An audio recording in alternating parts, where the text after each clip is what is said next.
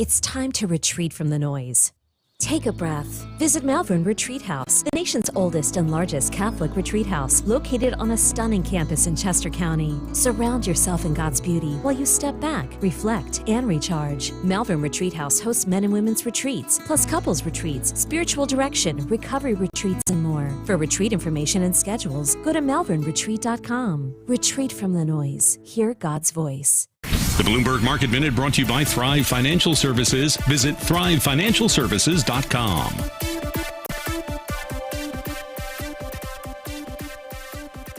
WPHT, WPHT-HD, WOGL HD3, Philadelphia.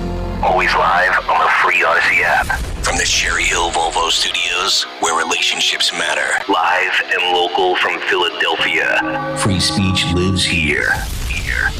It's Kayal Company on Talk Radio 1210 WPHT.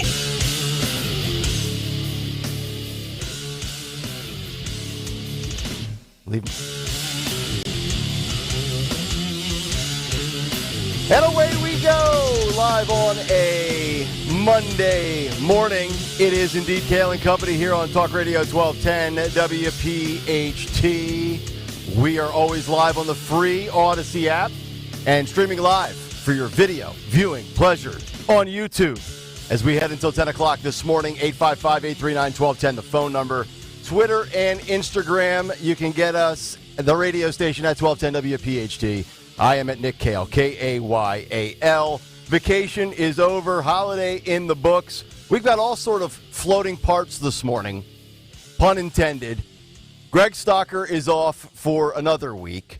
We've got Matt DeSantis here. We've got Anthony DiRenzo here.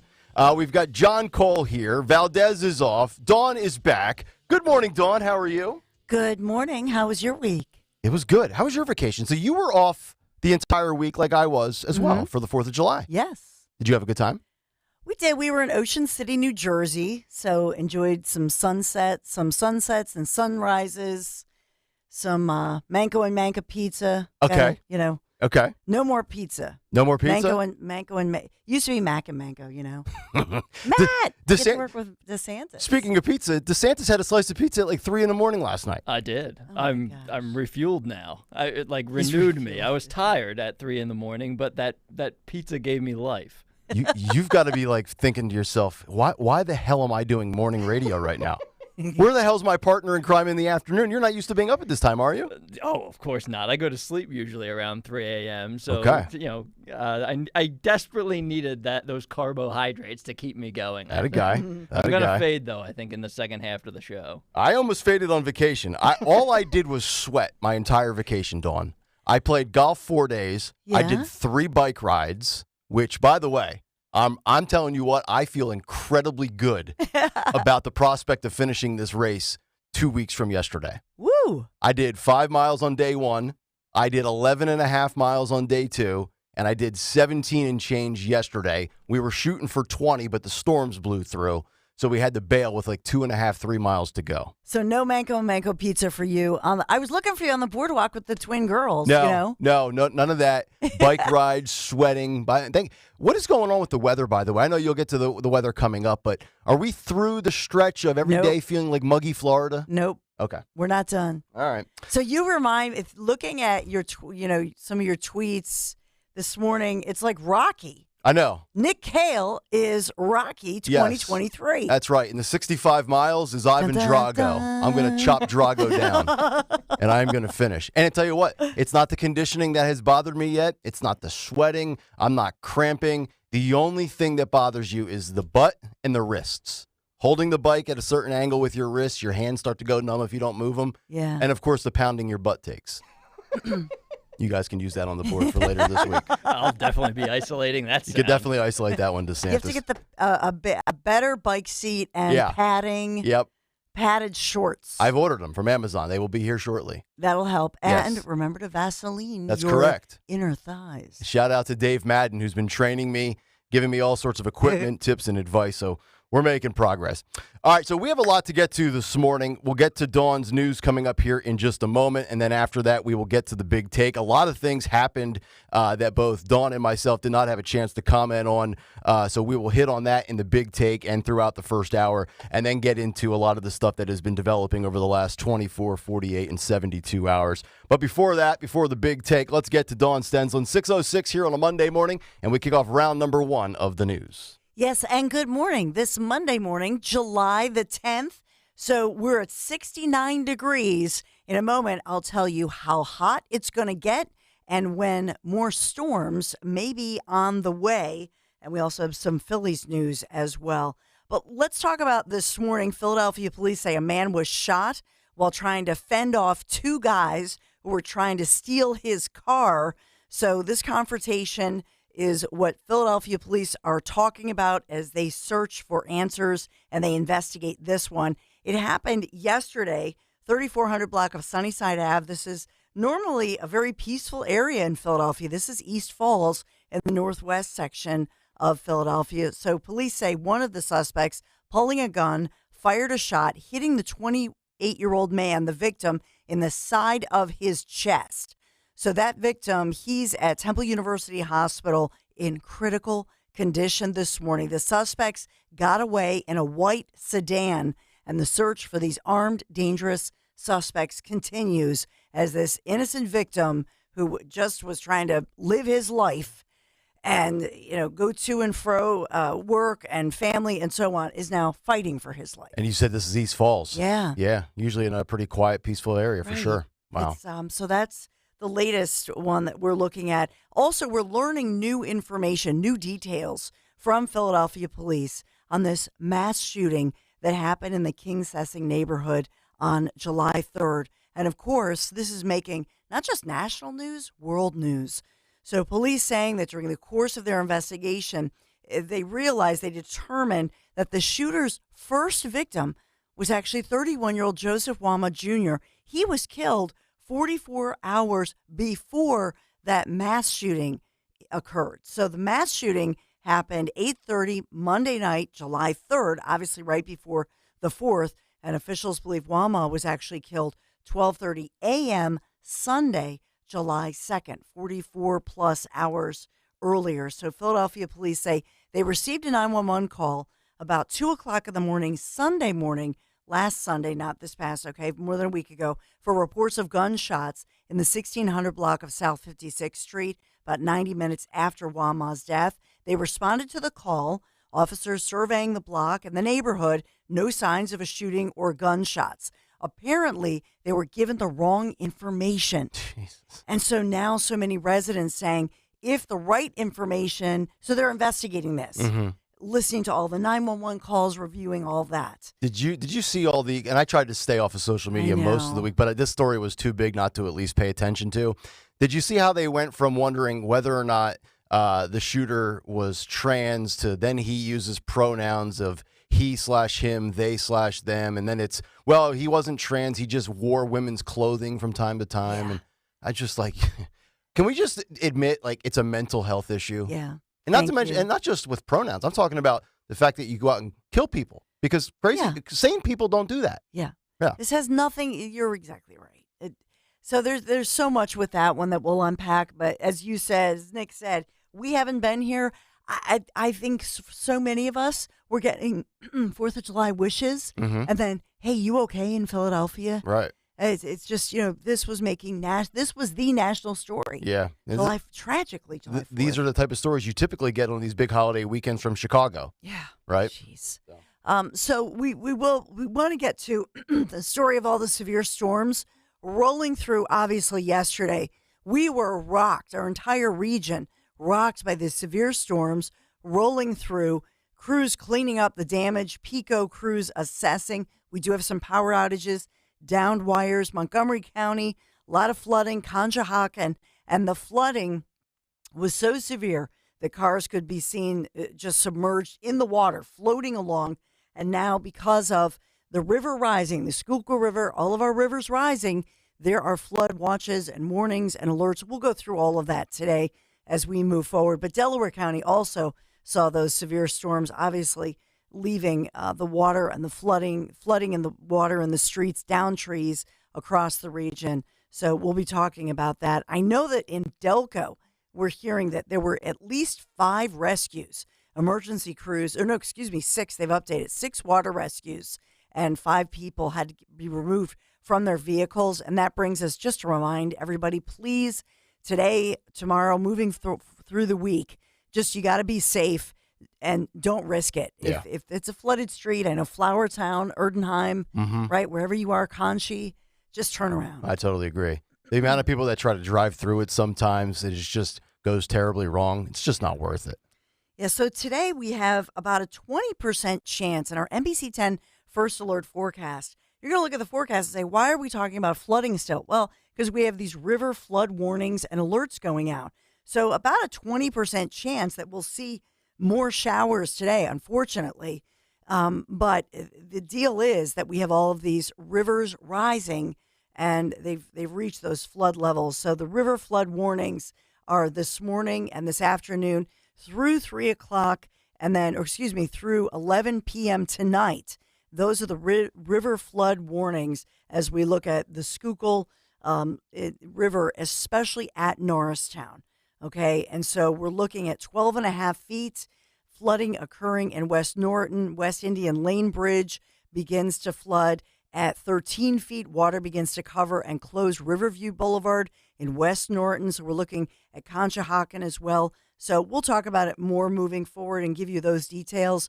But we just want to give you this heads up that we could see some of these bridges, some of these roads. I know Kelly Drive, that's a big concern.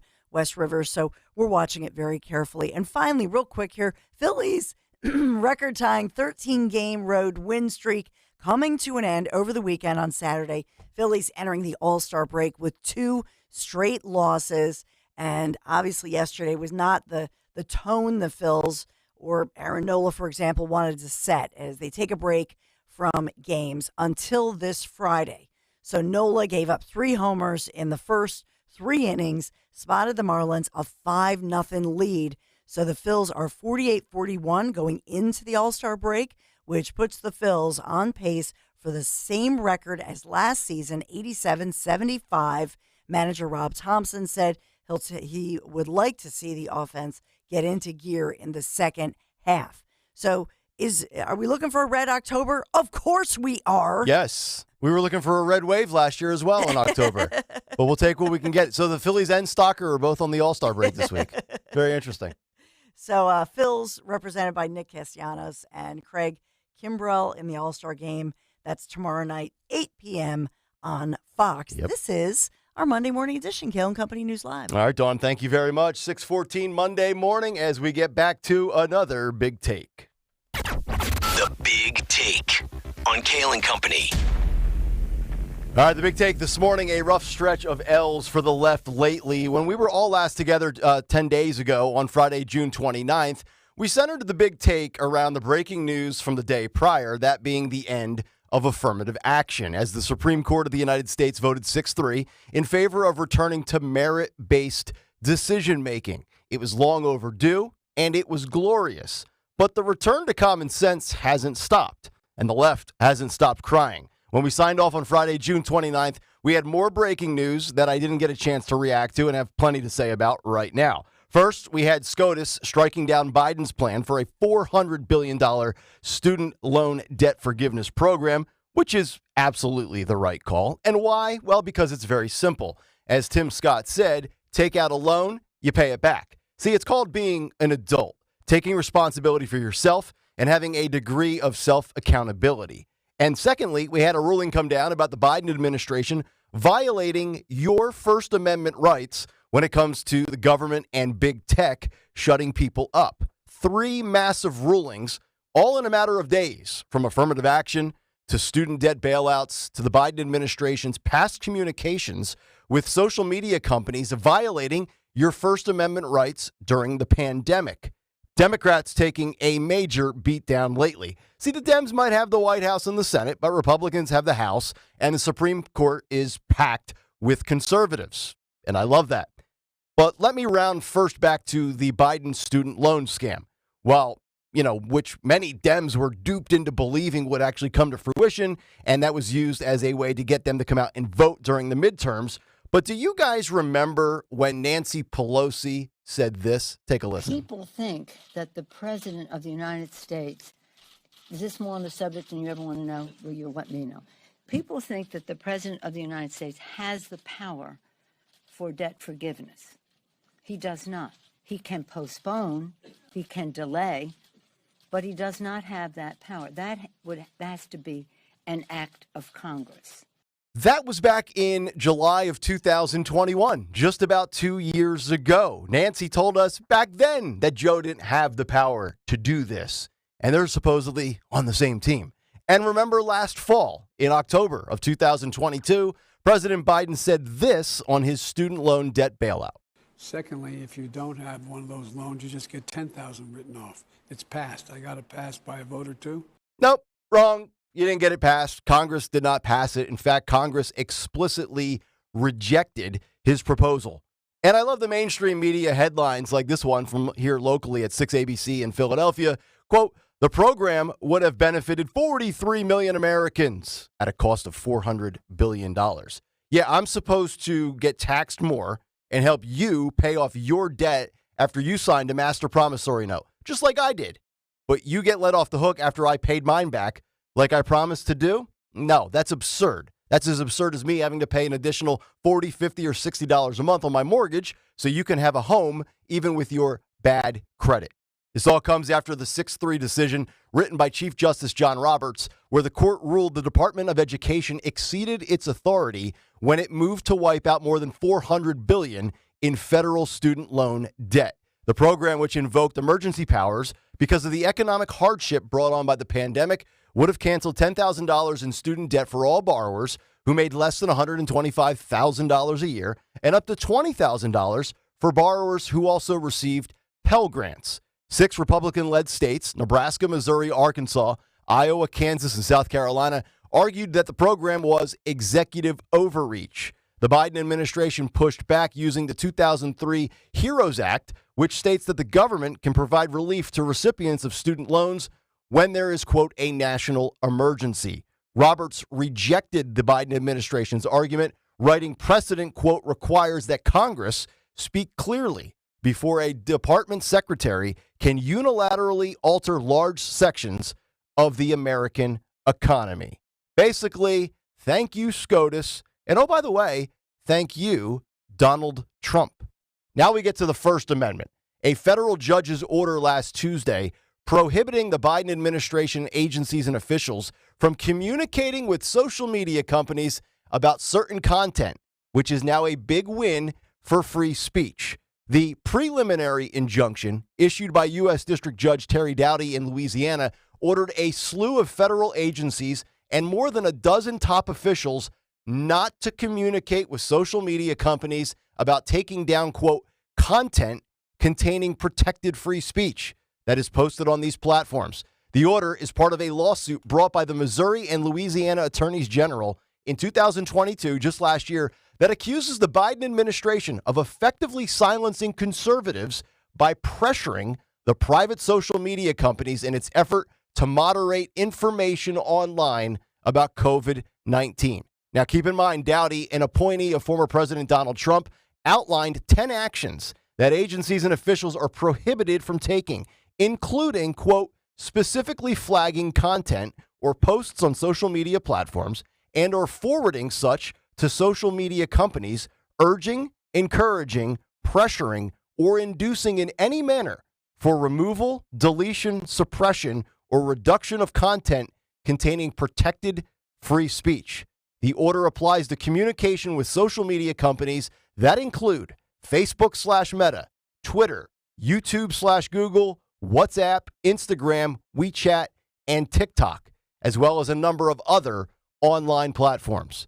GOP candidate Ron DeSantis joined Maria Bartiromo on Fox News on Sunday, and he had this to say about government and big tech censorship. Listen. We will end the weaponization of government.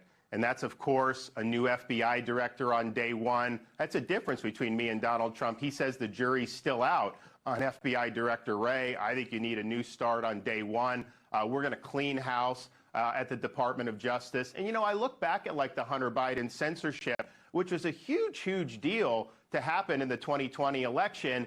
And yet, those were Donald Trump's own agencies that were colluding with big tech. I would never allow that to happen. I would fire those people immediately. And in fact, in Florida, we've signed legislation that prohibits all state and local government officials in our state from colluding with tech companies to try to censor the political speech.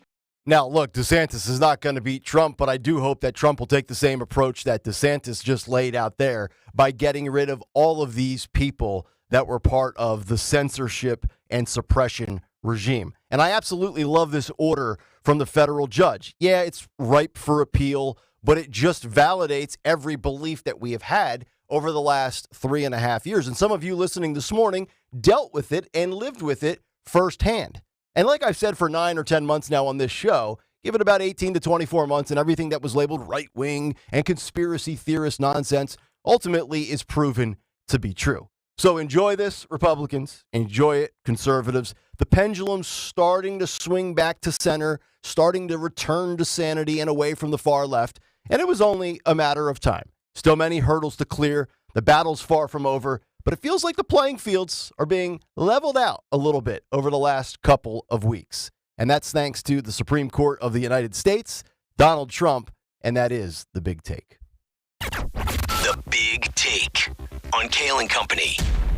All right, big take this morning. If you want to jump in, 855-839-1210 is the phone number. That's how you get aboard and react. You can do it also on social media at 1210 WPHT on the Twitters and the Instagrams. And, of course, you can jump in on the Kayal Company comment community. Just go to youtube.com/@1210 WPHT and have your voice heard. We'll get Dawn's thoughts and reaction. We'll have some conversation on these big stories that developed over the last 10 days while we were out, and also still ahead this hour, Cocaine Gate at the White House and how Karine Jean-Pierre still can't get her stories straight. It's all still ahead. It's Kayal Company live here on a Monday morning. Nick, Dawn, Dorenzo, DeSantis, John Cole. We got all sorts of people in here today. Stalker will be back by Labor Day, and we're back after this here on Talk Radio 1210 WPHT.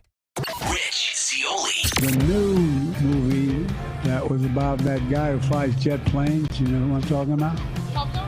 Top Gun. You know, the one with the guy with the planes, and he's flying in the planes, and then, you know that one? If the kid had said airplane, he'd probably said, yeah, that's it. I can do this all day. I saw this shark movie recently. A shark eats everybody at the beach, and then it bites the boat. Jaws? Yeah, that's it.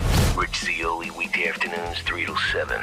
Talk Radio 1210, WPHT, and on the free Odyssey app. If you're hiring, it can feel like you're trying to find a needle in a haystack. You can hope the right person comes along, or you can just use ZipRecruiter. And now you can try it for free at ZipRecruiter.com/free. In fact, ZipRecruiter has helped a lot of business owners find their needle in a haystack, like Marco, president of operations at Telly Tires and Auto Centers. Because Telly Tires has grown a lot in the last few years, Marco needed to hire everyone from a receptionist to a store manager to a head mechanic. ZipRecruiter helps me find all the right people, even the most difficult jobs to fill. ZipRecruiter helps me keep my business running. Take it from Marco and millions of other businesses who've used ZipRecruiter. ZipRecruiter can help you find the needle in the haystack. See why 4 out of 5 employers who post a job on ZipRecruiter get a quality candidate within the first day. And right now, you can try ZipRecruiter for free. That's right, free. At ZipRecruiter.com/free. That's ZipRecruiter.com/FREE. ZipRecruiter.com/free. ZipRecruiter, the smartest way to hire. The roar of our engines, the pump of our heartbeats, the pedal to our metal, the sparks that ignite us, the pistons that push us, the passions that drive us. From the feelings that move us to the places that pull us on the roads that unite us. With nearly 6,000 stores and over 17,000 auto care centers, Napa has America's largest network of parts and care, here to keep you firing on all cylinders. If you support our vets, you need to view this film. It's called Justice for Liberty, and you can watch it for free at justiceforliberty.org. You'll see gripping firsthand accounts of an attack on one of the most decorated crews in U.S. Navy history, injuring 174 people and killing 34 of their shipmates. The video includes facts every patriotic American should know. Go to justiceforliberty.org. That's justiceforliberty.org. Paid for by If Americans Knew. Hi, this is Dom Giordano. The Midsummer Classic is finally here, and you can join in on the fun with FanDuel in partnership with Valley Forge Casino. Right now, new customers get 10 times your first bet amount in bonus bets up to $200. That's right, just bet $20. You'll land $200 in bonus bets, win or lose. That's $200 you can spend betting everything from the most dingers at the Home Run Derby to the All-Star Game money line and more. It's all in an app that's safe, secure, and super easy to use. Plus, when you win, you can get paid instantly. There's no better place to bet on Major League Baseball All-Star festivities than FanDuel, America's #1 sportsbook. Sign up today at FanDuel.com/Dom to get up to $200 in bonus bets. That's FanDuel.com/Dom. FanDuel Sportsbook is the official partner of 1210 WPHT. FanDuel, official partner of Major League Baseball. You have to be 21 plus. Present in Pennsylvania. First online real money wager only. $10 deposit required. Refund issued as non-withdrawable bonus bets that expire in 14 days. Restrictions apply. See full terms at FanDuel.com/sportsbook. Gambling problem, 1-800-GAMBLER. Calling on Atco, New Jersey to follow 1210 WPHT on the free Odyssey app. Download it now.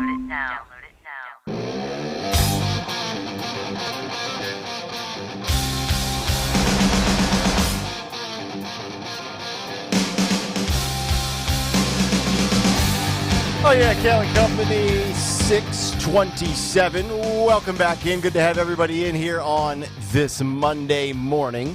Talk Radio 1210 WPHT. You can always stream us on the free Odyssey app. Watch us live on YouTube. Good to be back from vacation. Hopefully all of you had a great holiday. I feel like everybody now just, like we always talk about these vacations and these holidays, and everybody stretches them out. But Dawn, you and I were both able to kind of get a chance to recharge, take some time off. And then, of course, you know, stalkers, like I got stalker in the back of my mind. Stay off Twitter. Stay off Twitter. You're on vacation. And I check my Twitter once or twice a day, and all of a sudden these stories are exploding with the First Amendment and censorship and the student loan bailout. Like we picked a hell of a time to step away for 7 to 10 days, did we not? I know there are no slow news hours. Yes. Let alone a day. This is why I'm telling friends and family, like, see, this is why I can never decompress. Then I can never kind of like check out of the job and put my phone away, because the moment you actually do and you're ready to and you want to, all of a sudden we have, you know, all these big stories developing. So your thoughts, first of all, on the student loan bailout program that gets shot down. So much for $400 billion and 43 million Americans that would have benefited from this. I love it because I've paid my student loan debts. I'm down to like 1 or 2 more installments, and then I'm done. And this really, I think back to that story we had a couple of weeks ago with the Biden administration and the housing situation. Like, I got to pay more on my mortgage because somebody with a 580 credit score needs to get a house. How does that work? Why am I punished? Well, you bring up the best point, which to me is, so this is a couple who could be making a combined $250,000 a year income.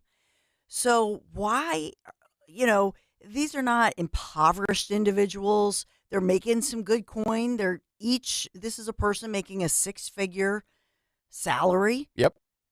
You can pay your bills on that. Absolutely. And so that to me just brings forth more, you know, it just seems like let's just pay off woke, wealthier white people in the suburbs, or black people, or whoever they are, but woke people in the suburbs who are pretty well off. Yeah. I mean, $250,000 dual income, that's pretty good. And even if you're single and you make $125,000, that's decent money, and you have a $10,000 student loan, you know, you pay that over the course of 4 or 5 years or whatever it is, and it's $200 some a month or whatever. If you're making $125 a year, you can afford to pay that off. Sure. We all did it. Now, should we have the conversation about why the prices have gone up at universities? But I still say, everybody says, oh, this is government funded. I will still tell you that state level colleges locally, we talked about Penn State, or we talked about I think this was on the Thursday or Friday before we left for vacation.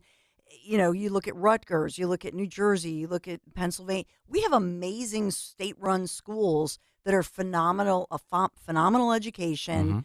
Whether you live there or live at home the first couple of years, we talked about the community colleges. There are a lot of opportunities, tech schools.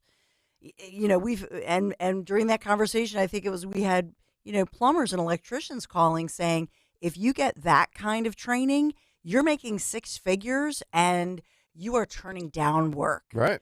So there are so many opportunities for people. You just have to look for the opportunities. But to bail folks out, it's all about the 2024 election, and it's about buying votes. Yeah. To me. Yep. And a lot of these people will take the bait. And I love what Tim Scott had said in that political message that his campaign that we aired probably a month ago on this show. He's like, commit a crime, go to jail. Take out a loan, pay it back. Like, these are just simple things that some people on the left want to take advantage of and abuse.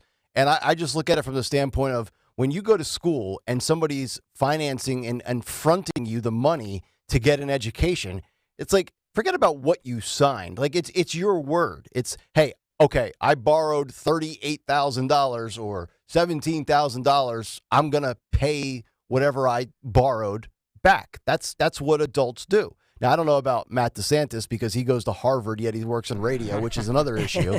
I would have said go to community college if you want to be in radio. But, I mean, you know, I don't know what your, like, scholarship situation is, but I know Harvard's pretty expensive. Yeah, I had plenty of student loans that I still have to pay back from my time there. And you plan on paying them back, correct? I when I signed the agreement, I assumed that I would pay back that money at some point. Right.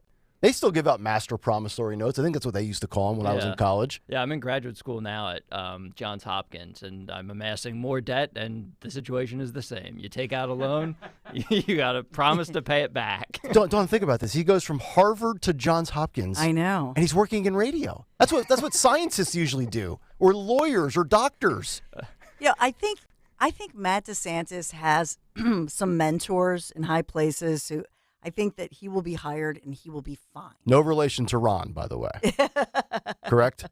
I always say Uncle Ron. Can you call Uncle Ron? Have him call in. I think Ron went to Yale, right? So you guys are kind of like... He went to Harvard. Oh, okay. Yeah. I knew it was Ivy League. Okay. You're right. He went to Yale for undergrad, and I think he went to Harvard Law School. Okay. So he's been on both sides of the Harvard-Yale rivalry.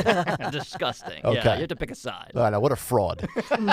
855-839-1210. And then, of course, we have the story with the Biden administration and the federal judge with the case of Missouri v. Biden and the censorship and the suppression of information and opinions.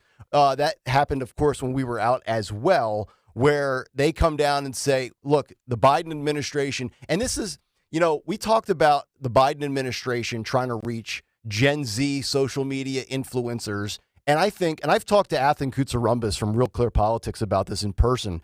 We've had lunch a couple of times. And he says that the left is so much better with social media than the right is. And until the GOP figures out how to dominate social media the way the left does, we'll continue to have our issues in elections. But one thing they will no longer be able to do is to use these social media platforms as basically another branch of government, which I think was a big, big story. And I know, Dawn, you know, we have talked about this. Tony Bruno has been canceled from social media. And many of us throughout the pandemic that actually had the audacity or the curiosity to question things about the pandemic that either had our accounts suspended or permanently banned. I mean, this is another vindication type moment for the right where it's like, see, this is what that administration was doing. They were turning basically social media into another weaponized branch of government, which I think is fascinating. Yeah, I think that it's like my great grandma Rose used to say, everything comes out in the wash. She'd say, you know, if your grandma talked like that.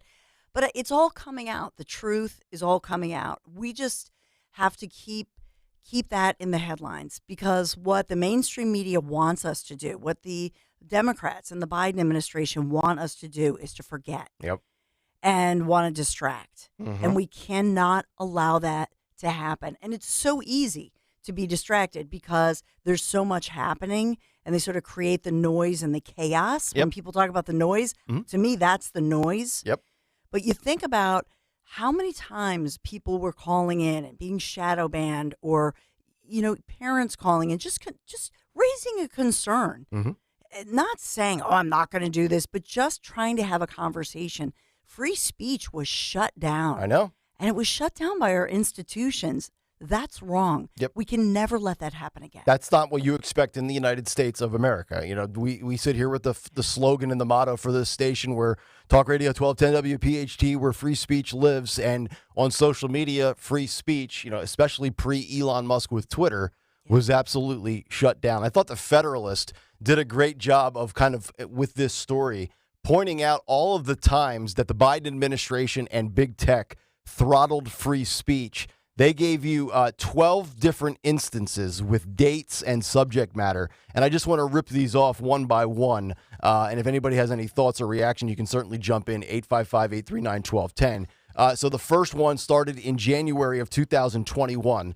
This was on January 23rd, 2021. The White House orders RFK Jr.'s tweet to be removed as soon as possible, where he was talking about COVID-19 vaccines. That was the first time that the Biden administration and big tech colluded to kind of throttle and shut down free speech. The second instance happened on February 6th, 2021, where the White House requested an immediate ban on a Biden family member parody account. I mean, some of this is really like super, super petty stuff. This is not even like, just going after RFK or Trump or whatever. This is, even for a random person creating a mockery or a parody account, shutting things down. The third instance, on February 7th of 2021, Twitter streamlines White House's censorship requests as a partner and a support portal to go over flagged content for censorship. Then a fourth instance on March 1st of 2021, where Twitter promises the White House it will boost censorship. Facebook then fulfilling the White House and their COVID censorship requests. That was in April of 2021. Go back a month earlier, March 21st, 2021. Facebook agrees to more sweeping White House COVID vaccine censorship demands. Then Facebook shadow bans vaccine content on the WhatsApp. I don't even know what the WhatsApp is, but the WhatsApp at behest of the White House.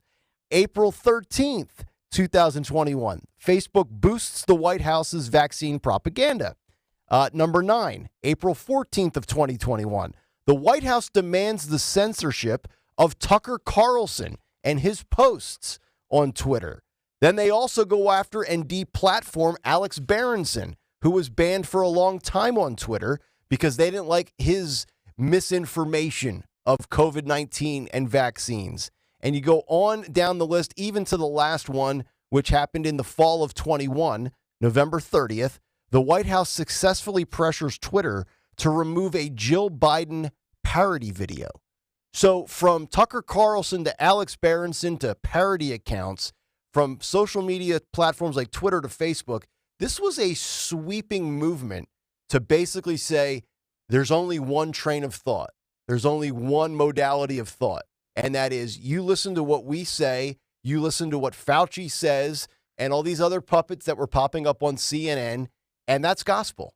And you do not have the right to challenge it, much less think out loud critically about it. I think of Elon Musk as sort of Iron Man, a wealthy, powerful guy. Yep. Who's a superhero in the sense of the fact that he protected free speech. You think of superheroes, what's your superpower? How you discuss that with your kids. What's your superpower? Invisibility, flying, this and that. Right. Protecting free speech.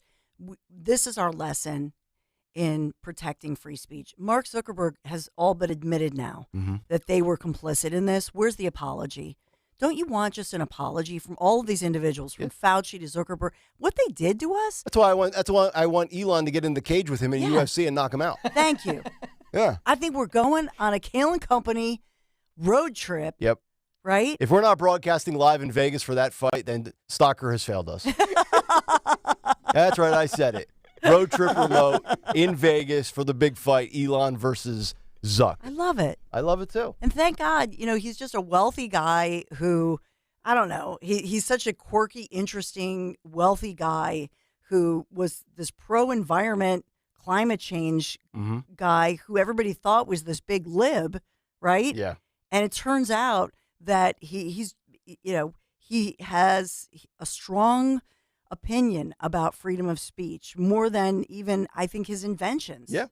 And he realizes that, and you think about Ben Franklin, Philadelphia, I'm trying to do the 4th of July tie. Think about Ben Franklin, who was this inventor, but also helped with, obviously, liberty and our, think about our Constitution and what happened here in Philadelphia, famously. Yep. But you think about that, I think sometimes those individuals who are the same ones who come up with realizing we need liberty, we need free speech, First and Second Amendments, you think of that. Ben Franklin. Yeah. I think of an inventor. A lot of people say he's like an Edison, but I'll go more toward a Ben Franklin, who was, by the way, involved in, had his own publications, and knew the importance of journalism and free speech. I saw something over the weekend. I think Time is rolling out the candidates and the options for the Time Person of the Year. It's probably going to go to that scumbag Zelensky, if I had to guess, but Elon Musk was one of the options. And I'm thinking, how do you not win Time Person of the Year if you restore free speech and you coughed up $22 billion of your own money? Yeah. Like, he lost $22 billion for Bob and Conshohocken to be able to tweet about things that don't jive with mainstream media. That's absolutely deserving of being the man of the year. But they'll give Bob, it to Zelensky. we appreciate you. Yes, Bob and Conshohocken. Shout out to Bob.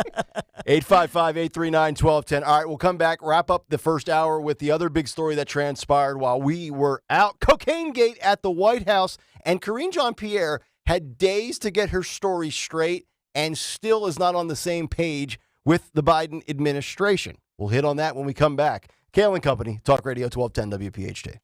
Dom Giordano. One self-serve pump.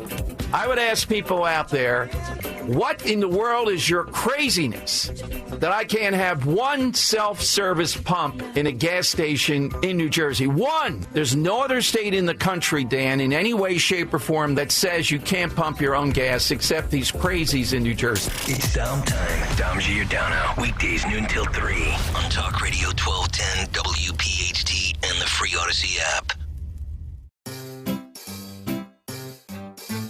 1-877 Cars for Kids.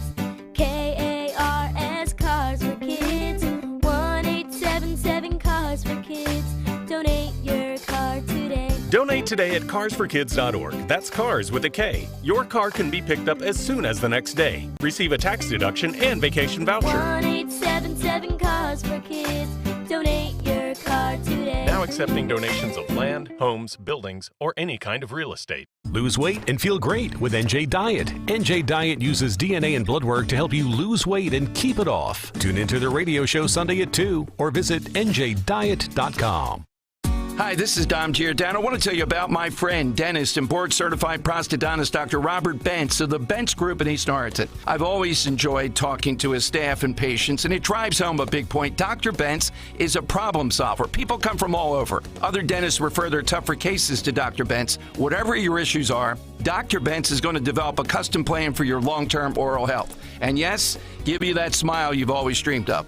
Plus, if you or a family member have been avoiding going to the dentist due to fear or anxiety, even if it's been years, Dr. Bentz offers sedation dentistry to make your visit a pleasant experience. So if you've been putting off a nagging minor problem, take care of it now before it gets worse. From routine care to dental implants, on-site digital lab, great staff, they'll make the visit the most comfortable and convenient possible. Get the oral care you need and deserve and that beautiful smile that you've always wanted. Visit thebentzdentalgroup.com. Book that appointment today, bentzdentalgroup.com or 610-272-6949.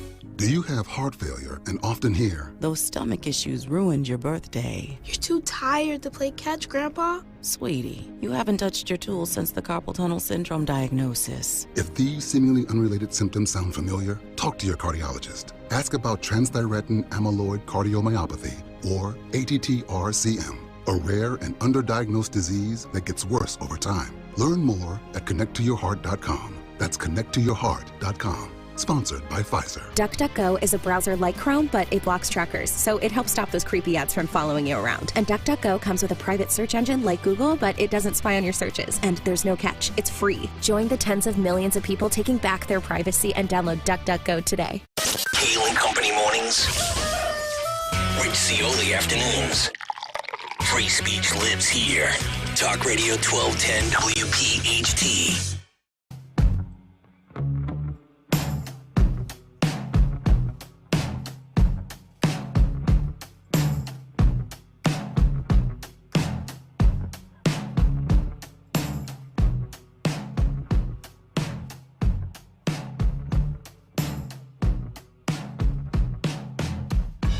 Kayal Company, good to have you guys aboard here on a Monday morning. Talk Radio 1210 WPHT. Nick, Dawn, DeSantis, Dorenzo, John Cole. We will all be back together, the whole band back together next Monday, July 17th, as we kind of get back to the grind. I was looking at the calendar. 7 straight weeks, Dawn, before my next vacation. I'm taking the week off leading into Labor Day weekend. I'm a total sucker now for trying to schedule my vacations around the holidays. I'm going to be like the rest of America. So we're going to have off on Labor Day, obviously September 4th or 5th, whatever it is. I'm taking the week off before that. So like last night, I'm like, all right, time to get back into work mode, show mode. No naps, by the way, for the last week. I've been able to sleep in, which is always nice. So no naps. And John, we got to get Dawn's microphone turned back on.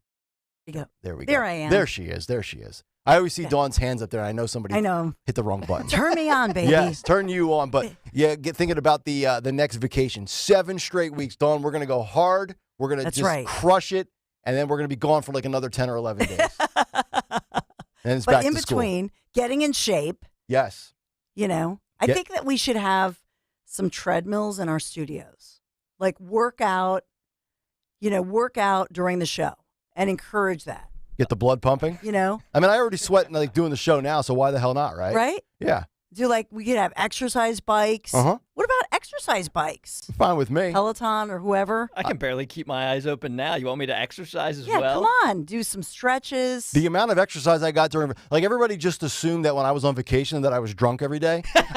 First of all, it was way too hot and humid. And with all the bike riding and golf that I played, I drank so much water. I'm telling you, I lost like 6 or 7 pounds on vacation. Wow. That's awesome. Every day. I go, let's go for 10 miles. Let's go for 15 miles. Hey, let's walk 36 holes of golf. I'm like, dude, I'm gonna drop dead here soon. I thought you'd just be taking shots all vacation. No, I was taking shots of H2O. That was about it. Look at you. Sweating like a madman. And I went to Yankee Stadium on Saturday, and I went and saw the Yankees and Cubs. My sister hooked us up with tickets. Think about this, Dawn.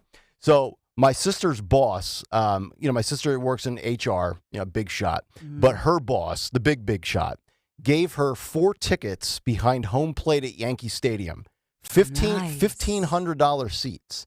So the 4 of us go, $6,000 just to sit there. Whoa. And we had a black SUV take us in, didn't have to pay for anything other than food and beverage, right? I still spent myself personally $127 at Yankee Stadium on 4 beers and 2 hot dogs. Whoa. You do the math. I was going to say, if you got a hat, I would have reamed you out. No, I didn't buy a hat. Wait, they were like 4 beers? 4 beers, 2 hot dogs, $127. Okay. They charged $17 for 25-ounce tall canned beers. Whoa. Wow. $17. So 17 times 4, 68. Hot dogs were like 12 a pop. And I was sweating profusely. I was going to get a hat. And in the pro shop, they're like $54.99 for a hat. I'm like, no. I bought a $12 towel and I just draped it over my head. That's more than the Phillies. The beer at Phillies games anywhere from like 9 to 15, It's depending outrageous. on what you get. Yeah. They're gouging us. They are. Absolutely. They are. And we're suckers because we just hand over that little piece of plastic. We swipe, we insert, we tap. And, it's like we're just giving away funny money. Yeah. It's money. It's really unbelievable. You should check when you go to games because a lot of times there are tickets. They're called power tickets now, and those tickets have like $15 to $30 of credit that you can use in the stadium. Oh yeah. And people sometimes have them and don't even know that they have it. So, but obviously you're right. It's a ripoff either way. It You know really what I is. noticed down the shore? More and more businesses will give you a 5 to 8% discount if you pay cash. Okay. Well, because they don't want to, so they avoid paying the card charges for the credit card companies. That's their story, and they're sticking with it. Yeah, or the little the processing fee to have the little the pin pad. Yep. So more and more, and some still only take cash, but I noticed more and more. But I thought, wow, more doing this. Yeah, to avoid credit card fees, among other things. Right. You know, they don't have to pay all the taxes on Yes, it. that is a little correct. under the table Uh-huh. situation. But I think more and more businesses, mom and pop especially, are just trying to find ways to, at post-pandemic, still trying to survive. Mm-hmm. Speaking of under-the-table transactions, do you think Hunter buys his Coke with cash or with cards? Because we've got to get, this was the other big story that broke while we were out. Gosh. Cocaine found in the White House. I'll get to Karine Jean-Pierre. You'll hear from her. We'll set that up in a moment. Excuse me, Nick Kale. Yes. It's just a tourist. It's How just, could they track that? Come on, man. It's just a guy from Iowa that wanted to see the White House. He was a part of the tour. Oops. Yes. You know, it's kind of like you have change in your pocket. Oops. He was Drop like- some cocaine powder out of my pocket. He was like Channing Tatum in that movie with Jamie Foxx where they're at the White House and it goes under siege. I think it's, I forget what they call the movie, but it was Channing Tatum, Jamie Foxx before he took the COVID shot and damn near killed himself. Which Did you is, see the picture of him smiling? yeah. And there's a lot of, isn't there a lot of DeMar Hamlin, Buffalo Bills, like, questions like nobody's talking. Like I respect people's privacy and some people just don't want to talk about stuff, but there's like some similarities there where it's like, I hope he's okay. yeah, I do too. I love him. And we've got some odds as to who the cocaine belongs to in the White House. You can actually bet on this, which is remarkable. I saw that. Which is remarkable. But when I saw this story, Dawn, the first thing I really did think of you because of media coverage and the way things are portrayed and what the slant and spin will be. And I said to myself when I saw the story, could you imagine if this was the Trump White House? Oh, yeah. How this coverage would be as opposed to the Biden White House?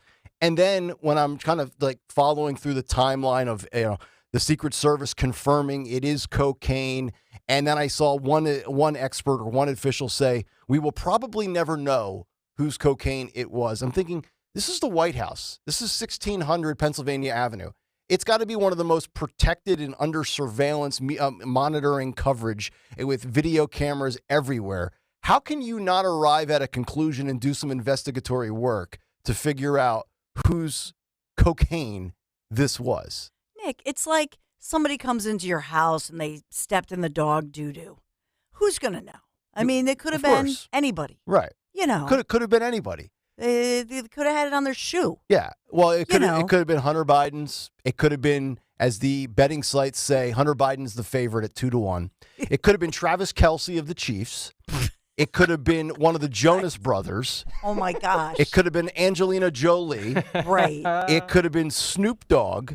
It could have been Elton John. Oh, wait. Snoop Dogg, blame the black man. Blame the black man. It's always the brother's fault. I got it. So much for the party of diversity, equity, and inclusion. And Snoop is marijuana, right? He doesn't, like, cocaine is not his thing. He is thing. famous for bringing marijuana to the White House, I believe. Yeah. Well, they have the list of all the celebrities that have been at the White House during the Biden administration. So that's how they're basing these odds off of. So they have Elton John, Olivia Rodrigo, pop sensation. What? My daughter loves her. That's ridiculous. DeMar Hamlin from the Buffalo Bills, who Joe Biden met, obviously, after he, basically flatlined and came back to life.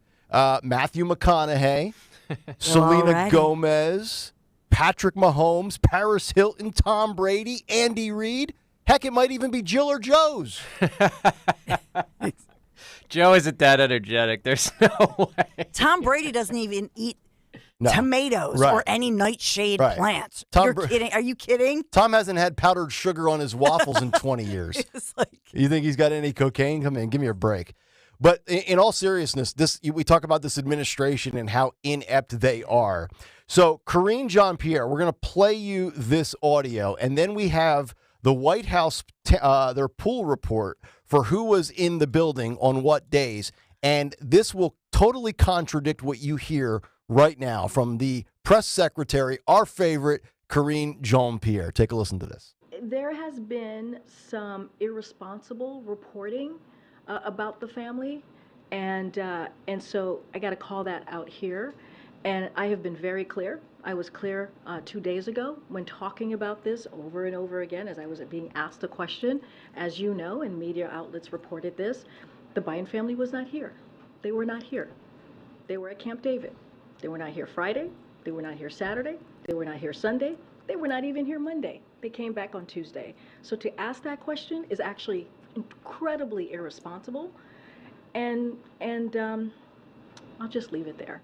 Yeah, let's just leave it there because we got to react to what you just said, because either Karine Jean-Pierre is incredibly stupid, or somebody in the administration can't get all of their facts together for a coherent, factually correct, or even a BS timeline that at least they could try to defend, because according to the White House, Joe Biden and Hunter and the family were there on Friday. So you just heard Karine Jean-Pierre say that the Bidens were not at the White House on Friday when the cocaine was found. But according to the White House pool report from Friday, all of them, including Hunter Biden, were in fact there. Greg Price, who's a good follow on Twitter, posted the town pool report number 10, the screenshot from their social media, which says poolers saw Jill Biden, Baby Bo, and Hunter Biden climb into the presidential SUV. President Biden followed a few minutes later, motorcade rolling to Fort McNair as of 6:34 p.m. on Friday night. So Karine's up there, and think about this, and this goes to the bigger theme of the way they want to talk down to us and lecture us on what's right and what's wrong. She's factually way off base there, and yet she's almost coming off in an obnoxious way like, oh, there's been some irresponsible journalism. And I get the feeling that she was lectured. You need to go out there and forcefully say they weren't even here. She takes a lot of bullets for this administration. Right? So I think that I infer from that clip that she, KJP, her job is on the line. You better tell them that Bidens weren't here and the cover up, the pressure over this. And so they just think that if she says it, if the White House says it, we are all supposed to go, oh, okay. Yep, nothing to see here. Keep moving along. And think about this. Isn't it, if a tourist, if you're a, God forbid, a terrorist, and you're watching this, you're going, wow, so you could bring a white powder into the West Wing. And this is not like it's not huge like we're broadcasting from Odyssey World headquarters here in Philadelphia. This is not a huge facility. If you've been to we've been to the White House. We've been in these are small areas. These are old buildings and small rooms and small. They know exactly how many people were there. There is video surveillance everywhere. They know exactly whose cocaine this is, and thank God. Because what if this white powder was intended for, I don't know, an explosive or to drug somebody or whatever? National security, hello? Yeah. They know exactly whose white powder this is. Exactly. 855-839-1210. If you want to jump in, 7 o'clock hour is on the way. Dawn will have some news to kick off hour number 2. It continues to get worse for Bud Light and Mark Zuckerberg, even a bigger fraud than we thought. That's all still on the way before we get to the cut sheet. But as you guys know, I've recently leased a 2023 Honda Ridgeline from Piazza Honda of Springfield. Absolutely loving it. Coming up on 2 months of being in this gorgeous truck. And if you're a truck person like me, now is the time to visit Piazza Honda in Springfield, Philadelphia, Langhorne, Pottstown, or Reading to take advantage of 0.9% APR financing, or you can get special finance rates on the Civic, the Accord, the CRV, the Pilot, and much more. The Piazza Auto Group now with 17 brands, 35 locations. It's my go-to for all things automotive. To find your new or certified pre-owned vehicle today, visit them online at piazzaautogroup.com. Doors take us to summers away or winter adventures and afternoon getaways. Your dedicated Fidelity advisor can help you open those doors by working with you on a comprehensive plan to help you reach your wealth's full potential, because doors were meant to be opened. Visit fidelity.com/wealth. Investment minimum supply. Fidelity Brokerage Services, LLC, member NYSE SIPC. Do you have heart failure and often hear, "Those stomach issues ruined your birthday"? You're too tired to play catch, Grandpa. Sweetie, you haven't touched your tools since the carpal tunnel syndrome diagnosis. If these seemingly unrelated symptoms sound familiar, talk to your cardiologist and ask about transthyretin amyloid cardiomyopathy, or ATTR-CM, a rare and underdiagnosed disease that gets worse over time. Learn more at connecttoyourheart.com. That's connecttoyourheart.com. Sponsored by Pfizer. WPHT, WPHT-HD, WOGL HD3 Philadelphia. From the Cherry Hill Volvo Studios, where relationships matter. Always live on the free Odyssey app. Rich is the Scioli. Did the COVID-19 virus originate from the Chinese Wuhan Institute of Virology? I have no idea. Huh? What do I know? I don't know nothing. And he pulls a complete Frank Pantangeli in that moment. I don't know nothing about that. You know, they said, Fauci wanted a deal. He said, say it was a civet or a raccoon dog. I said, yeah, that's all it was. I don't know nothing about that, Senator. Rich Scioli, weekday afternoons 3 to 7. Talk Radio 1210, WPHT, and on the free Odyssey app. Being a baseball play-by-play broadcaster demands a blend of learned mechanics, intense preparation, and a calm sense of entertainment. How hard is it to do this job? Let's talk to the ones who do it. This is Matt Spiegel. My new podcast, The PBP, Voices of Baseball, will bring those conversations to you as the best working and former broadcasters tell you why and how they do it. New episodes come every Thursday all summer long. Follow The PBP, Voices of Baseball, on the Odyssey app or wherever you find your podcasts. If you support our vets, you need to view this film. It's called Justice for Liberty, and you can watch it for free at justiceforliberty.org. You'll see gripping firsthand accounts of an attack on one of the most decorated crews in U.S. Navy history, injuring 174 people and killing 34 of their shipmates. The video includes facts every patriotic American should know. Go to justiceforliberty.org. That's justiceforliberty.org. Paid for by If Americans Knew. Hi, everyone. This is Stephanie Kelly from Emmons Roofing and Siding, and I have some exciting news to share. Emmons has partnered with SunPower, the top-rated home solar company in New Jersey. SunPower has been leading the solar industry for over 37 years and is the only U.S. solar company that's lasted longer than their 25-year warranty. Kill the bill. The energy bill, that is. Imagine no more high energy bills, while all the while helping reduce your carbon footprint at no cost to you. It's a win-win. Yes, we now offer solar, but remember, if you need a new roof, siding, doors, windows, or interior remodeling, don't wait. Right now, Emmons is offering all 1210 listeners 10% off roofing, siding, and Anderson windows. And we are continuing to offer 12-month same-as cash financing. And don't forget that lifetime warranty on your roof. Give us a call today for a free estimate at 856-885-6677, emmonsroofing.com. Roofing, siding, windows, doors, kitchens, baths, and solar. Trust Emmons to be your first and last stop for all your home improvement needs. emmonsroofing.com. Follow Talk Radio 1210 on Instagram and Facebook at 1210 WPHT.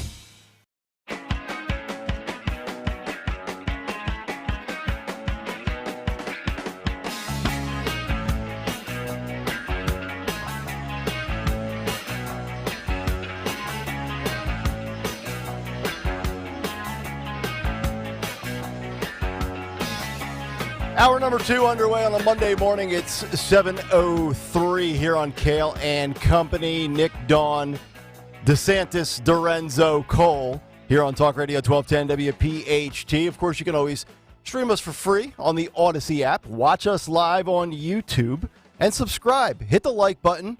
I won't pander like Stalker does, but, do what he says. YouTube.com/@1210WPHT. Hit the subscribe button. Hit the like button. And be a part of the show. Just 2 weeks out until the bike ride. The bike shorts will be here, I think, later today. The padded bike shorts. We want to see you model them. You will see it on race day only, and it'll be fully clothed with helmets, gloves, and shoes. Only close friends, family, and loved ones will see me in bike shorts alone. Come on. I'll tell you what. If we can get, and soccer will probably like this. If we can get somebody to donate $1,000 for the Bend to Shore bike ride, a single $1,000, because we're already up to like $12,000 total. Which, by the way, thank you so much to everybody that donated. Thank you. And we still have 2 weeks, so let's get that to 15,000 or wherever we can get it to. GregStalkerSucks.com. GregStalkerSucks.com to donate. Holy crap! Look at this. Look at Dorenzo. He's taking shots and he's got dropped. Woo! By the way, we got dropped. And we have a crowded booth, by the way, today. We've got DeSantis, Dorenzo, and Cole in there. Stalker normally says don't come in unless it's an absolute emergency. He's like, leave me alone. Stay the hell out of my way. I need my space. But I'll tell you what, and I'm going to regret saying this, and if you want to body shame, you can body shame away on social media because I will be a man of my word. But if we can get a single $1,000 donation from one person, I will show a picture of myself in the bike shorts. Whoa. Now, that's assuming, Stalker signs off on a picture like that. which would just be me in bike shorts with no shirt and no socks on. How much money would need to be donated for you to wear those shorts throughout the entirety of a broadcast? Yeah, we're talking at least $10K. Somebody in the audience has that. And I personally need 10% of that cut to my direct deposit.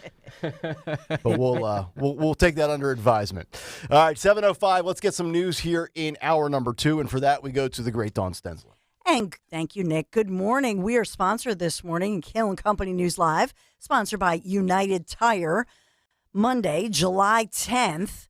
We have national news, international news, local news. I'll begin local for you as Philadelphia police investigating on many fronts a story that has been making international news. So the latest on that mass shooting that happened in the Kings Hessing neighborhood, July 3rd, so a day ahead of the big July 4th holiday. Philadelphia was in the headlines, not for being the birthplace of democracy, not for our great fireworks show, but rather this mass shooting that happened. Well, now Philadelphia police, as they release this new information, they say that during the course of their investigation, they have confirmed that the shooter's first victim was 31-year-old Joseph Wama Jr., killed about 44 hours prior to the mass shooting incident that we all heard about in Kings Hessing. So that happened 8:30 Monday night. And they now believe that Mr. Wama was killed actually early Sunday morning, July the 2nd. So tragically, Philadelphia police had received 911 calls on that first situation, hearing gunshots on this, and they were called to the South 56th Street. Okay. But they were called to the wrong spot, to the wrong neighborhood. So many questions this morning. Was this a 911 error? What happened here? What could they possibly have done to go to the right spot? And would that have prevented these other tragic shootings that happened some 44 hours later? Many questions this morning. Obviously, as Philadelphia and the family members are, reeling from this. Memorial services, we've heard a lot about it, but I just wanted to bring you the latest on that investigation as we learn this new information. The other big story for all of us, of course, severe storms, and when are the next storms coming through? We know that severe storms rolled through, causing power outages, a lot of damage across South Jersey, across Philadelphia, the suburbs, Montgomery County, cars submerged and carried off in waterways, Delaware County, as well. A series of those severe storms yesterday and last night left the streets flooded, down trees, power lines. What a mess. So first responders are still dealing with that one. Pico crews out in full force. And I'll get to the forecast as well. And a lot of warnings and alerts out there because of the rivers rising. Did you have any flooding at the house or basement or anything like that? Knock wood, we did not. You did not? Okay. We had some big branches down. Yeah. So I was out there early this morning in the dark, like moving some, because, our area of the Northeast, we have a lot of huge trees. Yeah. And old trees. So it's Mother Nature's way of pruning. So you were doing tree debris removal at like 3:45 in the morning. Exactly. As if you don't do enough every day on your plate. I know, I'm always out. Well, we took time off. We were down the shore. So then, of course, yesterday I was out there in the yard. Yeah. Before the storms and the rain hit. I finally went outside last night to have a drink on the patio. It was like 7:45, 8 o'clock. And the humidity broke. There was a little bit of a blue sky, and then there was some orange to the sky. I'm like, this is what it feels like to have a nice summer evening again. Yeah. Where it doesn't feel like it's going to turn into a typhoon at any moment. I know, right? Yeah. It's crazy. Just crazy. It is. We have national and international headlines. So I should mention this morning, obviously, President Joe Biden, he had arrived Sunday night in Britain ahead of the critical NATO summit this week with the bloc looking to firm up details and commitments for a new Ukraine support package.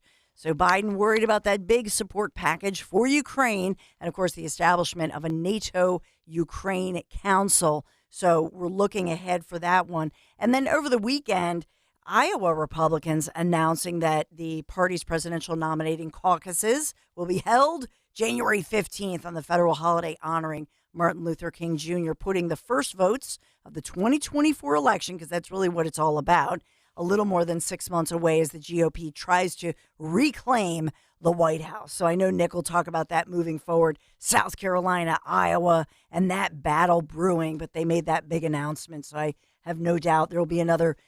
The Democrats always come here to Philadelphia, so I'm just waiting to hear when are they going to come here. Oh, it's a lock. Right? Yeah, it's a formality. And they come here and they do their little plotting, and so They love coming here. They do. And you got to give them credit because they've played the GOP very well. Yes, so, indeed. Right? Agreed. As you've said many times. Hey, we are sponsored this morning by United Tire. Time to get the summer road trip ready, if you haven't already, at United Tire. Right now, you can save up to $110 on 4 Michelin and BF Goodrich tires. Keep cool. Save $50 on any AC service when you buy 4 tires. Visit UnitedTire.com. Don't drive alone. Drive United. And real quick, the all-important NBC 10 first alert forecast, because we're looking toward the skies. Is the rain done? Well, it looks like for today, we have about a 20% chance that showers will move through today. So not a big rain risk. The issue here is rivers rising because we're already at near flood level with yesterday's rain and over the weekend. So we're watching that very carefully. About 84 degrees. Today's the coolest day that I can see in the foreseeable future, because tomorrow we heat up then as we look toward 85 actually today. Tomorrow, 89. Midweek, we're in the 90s. And it looks like Thursday is the next major spot that we will see more showers and storms moving through. Again, 20% chance today. It looks like there will be a measurable rain on Thursdays, and midweek you'll be sweating again if you're out biking, Nick Kayal. Oh, of course. I'm sweating right now, and it's cold in the studio. Kayal and Company News Live. All right, Dawn, thank you very much. 7:12 here on this Monday morning. So the fallout for Bud Light continues, and it's not good. We've got the numbers and the reaction after the 4th of July holiday. Once the top-selling beer in the country, Bud Light is no longer even in the top 10 in the United States of America. They dropped from 9th all the way out of the top 10 to its current spot at 14th, according to a new YouGov survey. It falls now behind other brands like PBR. I think Dorenzo likes a Pabst Blue Ribbon when he's down at the Phillies game at Xfinity Live or something. Sounds like a Dorenzo type thing.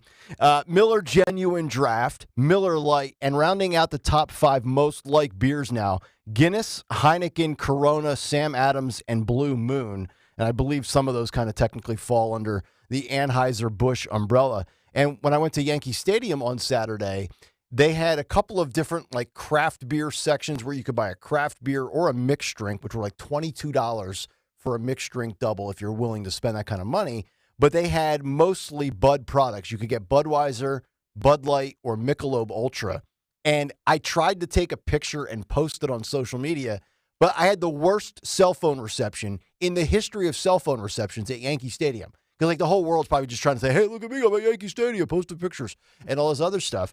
The Bud Lights were just sitting there in the frozen cooler. And the guy back behind there, pulling them out. Michelobs were moving. Budweiser was moving. The big 25-ounce blue cans of Bud Light just sitting right there. And I don't even know this, but we've seen Bud Light try to make these desperate attempts. We know they fired our favorite VP of marketing, the great Alyssa Heinerschneid. She's on the unemployment list now. But they added a Travis Kelce commercial and a Travis Kelce endorsement, which I haven't seen yet. And, of course, he's the brother of Jason Kelce of the Eagles. And apparently that has not even worked out as well post 4th of July. We gave you that story about the $15 rebate where you basically could get a case of Bud Light for free with like this Visa gift card they would give you if you actually buy the beer. And apparently that has not worked either. So they're at a point now where I think we can come to the conclusion after talking about one specific beer brand for almost 4 months. This is the worst marketing decision in the history of corporate America. Name me a marketing campaign that backfired worse than Bud Light and Dylan Mulvaney for an American corporation. I can't think of any company that said, hey, let's do X and have it just basically blow up in our face. Can you guys think of any company? I can't think of anything that has alienated two different groups of people. So you have conservatives that got angry with the affiliation with Dylan Mulvaney in the first place. Right. Then they didn't really defend Dylan Mulvaney. Yeah. So then the LGBTQ plus community Right. became enraged. So now basically everyone hates Bud Light, regardless of whether or not you're a Democrat, Republican, left, right. The one thing that unites us all is Bud Light is terrible. Yes. I mean, and Dylan Mulvaney, I think we gave you this on the cut sheet probably right before we left on vacation, where he or she or, well, DM, whatever you want to call Dylan, was basically saying this is actually Bud Light not defending me and sticking up for me and bailing on me is worse than them never giving me the opportunity in the first place to have this spotlight. Exactly. Nobody likes Bud Light. Plus, by the way, their product is terrible. It's not like they had a tasty beer to begin with, and now people have just decided to stick it to them. Yeah, it was disgusting from the get-go, so they were It's kind of always walking bad. on thin ice. See, I actually used to like Bud Light. No way, Yeah, really? Yeah, I would. I've said it on the show many times that I would prefer a Bud over a Coors or a Miller when it comes to light beer. I gotta be honest, I'm gonna take heat for this. I like Miller Lite. I know Really? people dislike Miller, yeah. Yeah, I like Miller too. Do you really? Yeah, I'm a It might Miller just guy. be me and you. Yeah.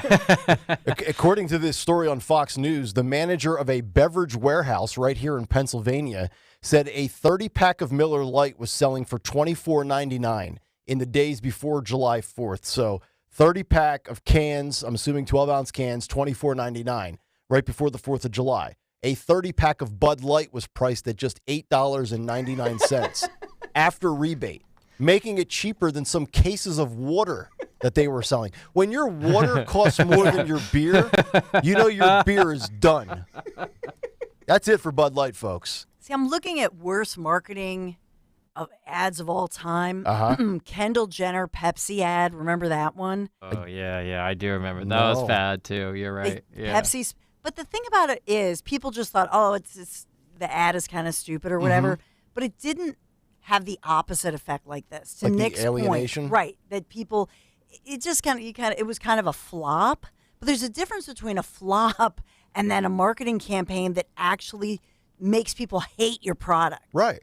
And cost you a big portion of your market share, and then you get to the point where you're basically giving away your product for free. I mean, think about that. Miller Lite's charging $25 for a case. Bud has been relegated to $9 a case. I mean, they're almost 65% cheaper, and it's basically the same thing. It's cheap American light beer that guys like Dorenzo and DeSantis kill 12 cans of when they're just doing whatever guys like DeSantis and Dorenzo do.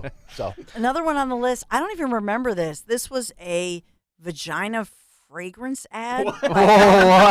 Dawn, hold on a second here. Well, I mean, it was... Wait, was that the Gwyneth Paltrow thing? No, the Gwyneth Paltrow vagina candle was actually highly successful. No way, really? Yeah.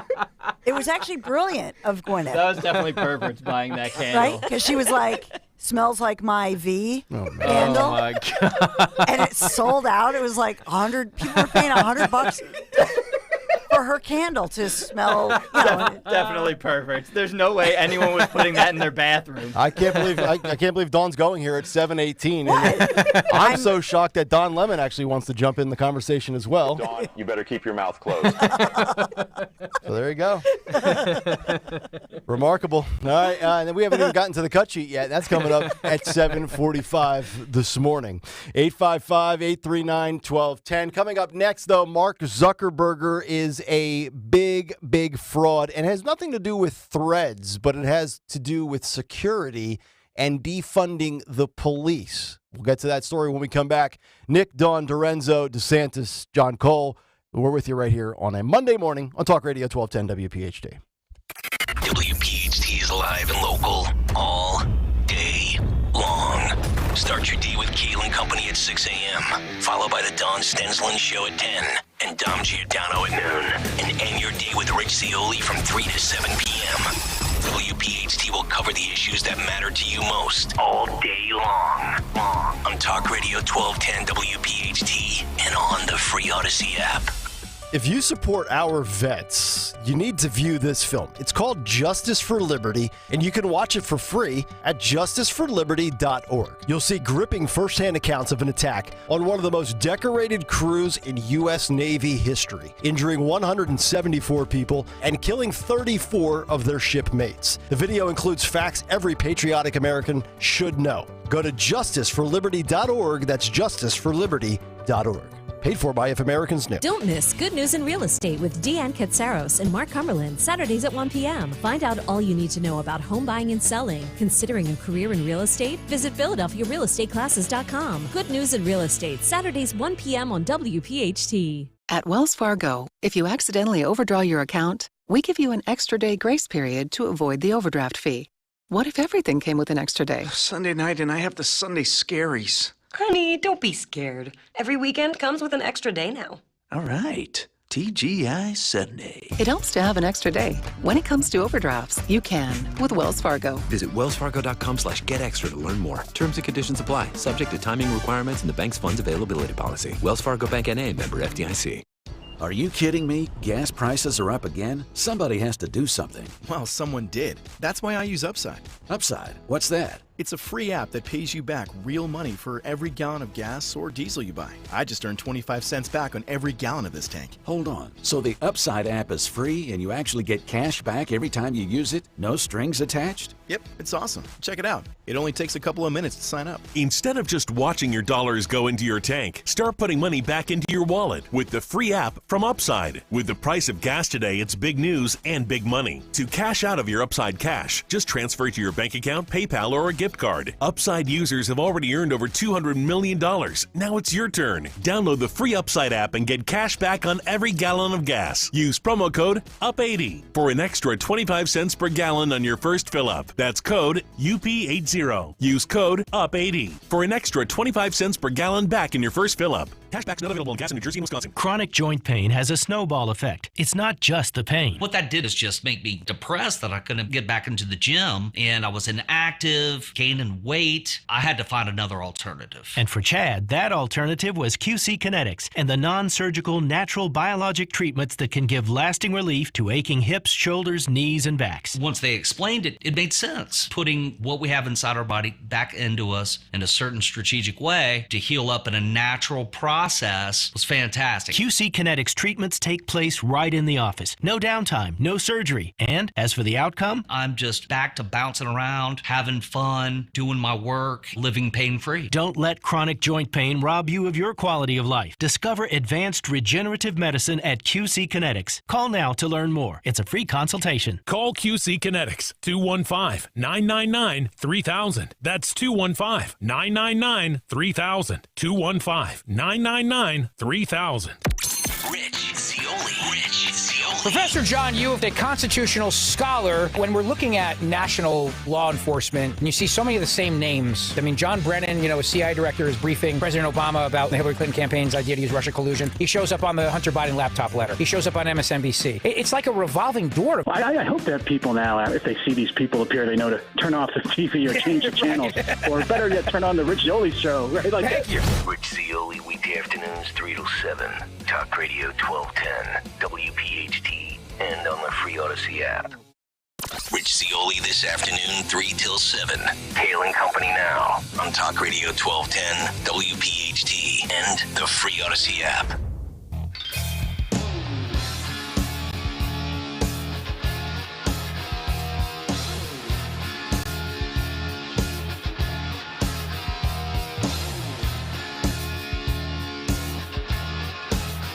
.724 Monday morning here on Kayal Company as we work our way towards what's on the cut sheet. That is coming up at 7:45 this morning. A joint production from Matt DeSantis, Anthony DiRenzo, who are in for Greg Stocker this week. Looking forward to that. Also still ahead this morning, Elton John is a hypocrite. We'll get to that story. And also a former NBA player going off on how the LGBTQ plus community uses the same playbook over and over, and he believes it's an unfair double standard. You'll hear that before we get to what is on the cut sheet. But speaking of left wing and hypocrisy, What about this? I saw this was one. I'm like, I can't wait to talk about this story because this just falls in line with many of the squad Dems and many on the far left that are progressive when it comes to the whole mantra of defunding the police. Yet, oh my God, do they love to spend their money on private security? So Meta boss Mark Zuckerberg apparently doesn't practice what he preaches when it comes to public safety. The tech tycoon's company has spent more than $40 million on his own personal security over the last 3 years.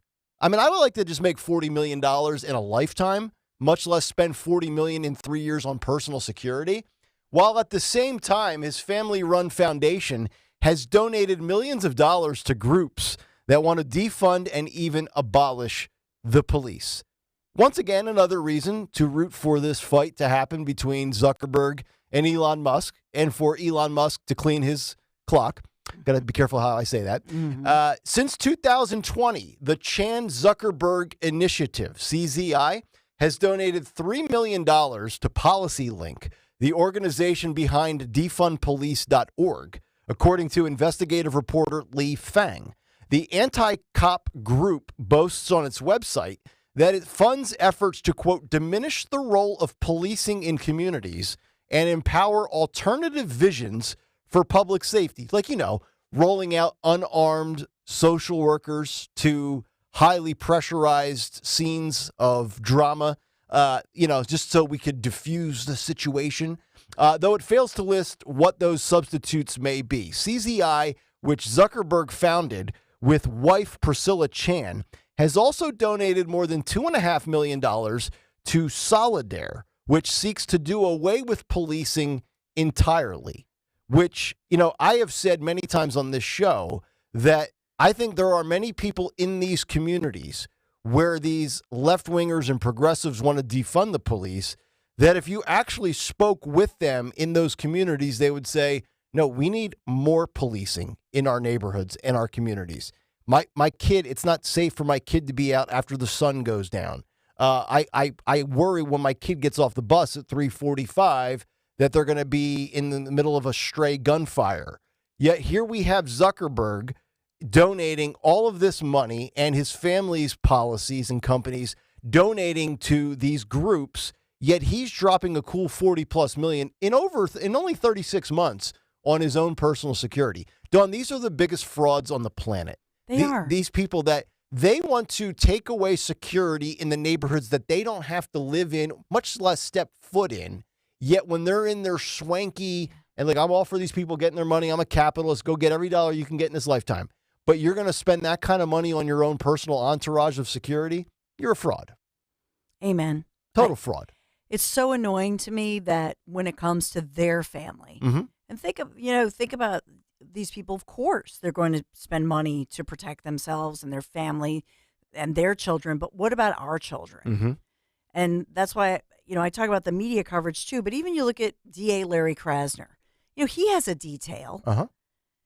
His family's not in danger. Nope. Mayor Jim Kenney, half the time he's getting Prosecco out in the suburbs somewhere, right? Yeah. And we laugh about that. But truthfully, these folks all have security details, whether we pay for it as far as elected officials or whether it's, the uber wealthy people.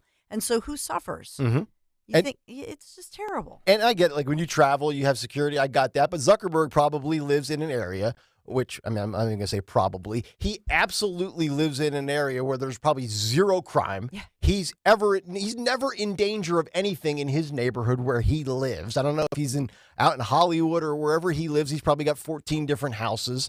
But he's spending $40 million. And then you've got some of these other details. So Solidare, the company I just mentioned, they reported in a June 2022 overview of its Defund the Police program for funders that it proudly led the, quote, anti-police terror project, which claims to have played a significant role in stripping down the Oakland Police Department's budget of $18 million. And we're referring to Oakland, California, which, if you've ever been to the Bay Area, when you go across the bridge and you go into Oakland, much different terrain, so to speak, than when you live in San Francisco specifically, even though that place has become a total wasteland with zombies walking around in tent communities with drugs. And, we don't prosecute crimes anymore in that area either. You also have a few other activist groups that Zuckerberg is a part of where they have poured in $150,000 on a weekly basis for other groups. And lastly, in 2021, Meta, which reportedly earned a total of $27 million towards an overall security program that ensured the safety of Zuckerberg, Chan, and their 3 daughters. A cool $10 million of that was the annual pre-tax allowance, while the rest reportedly covered Zuckerberg's safe private air travel. So I'm assuming, too, he's also a climate nut job.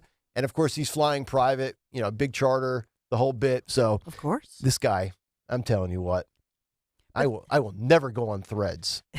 Which, by the way, did you see that story about Zuckerberg and Meta launching basically what they're trying to do is create the upstart rival to Twitter?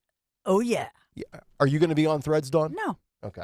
People are going insane over that, saying it was really impressive that they got 100 million, signups. They had 30 million subscribers in the first 16 hours. But it's really not that great if you think about it, because Instagram has 2.5 billion which users. I am not on. Yeah, neither am I.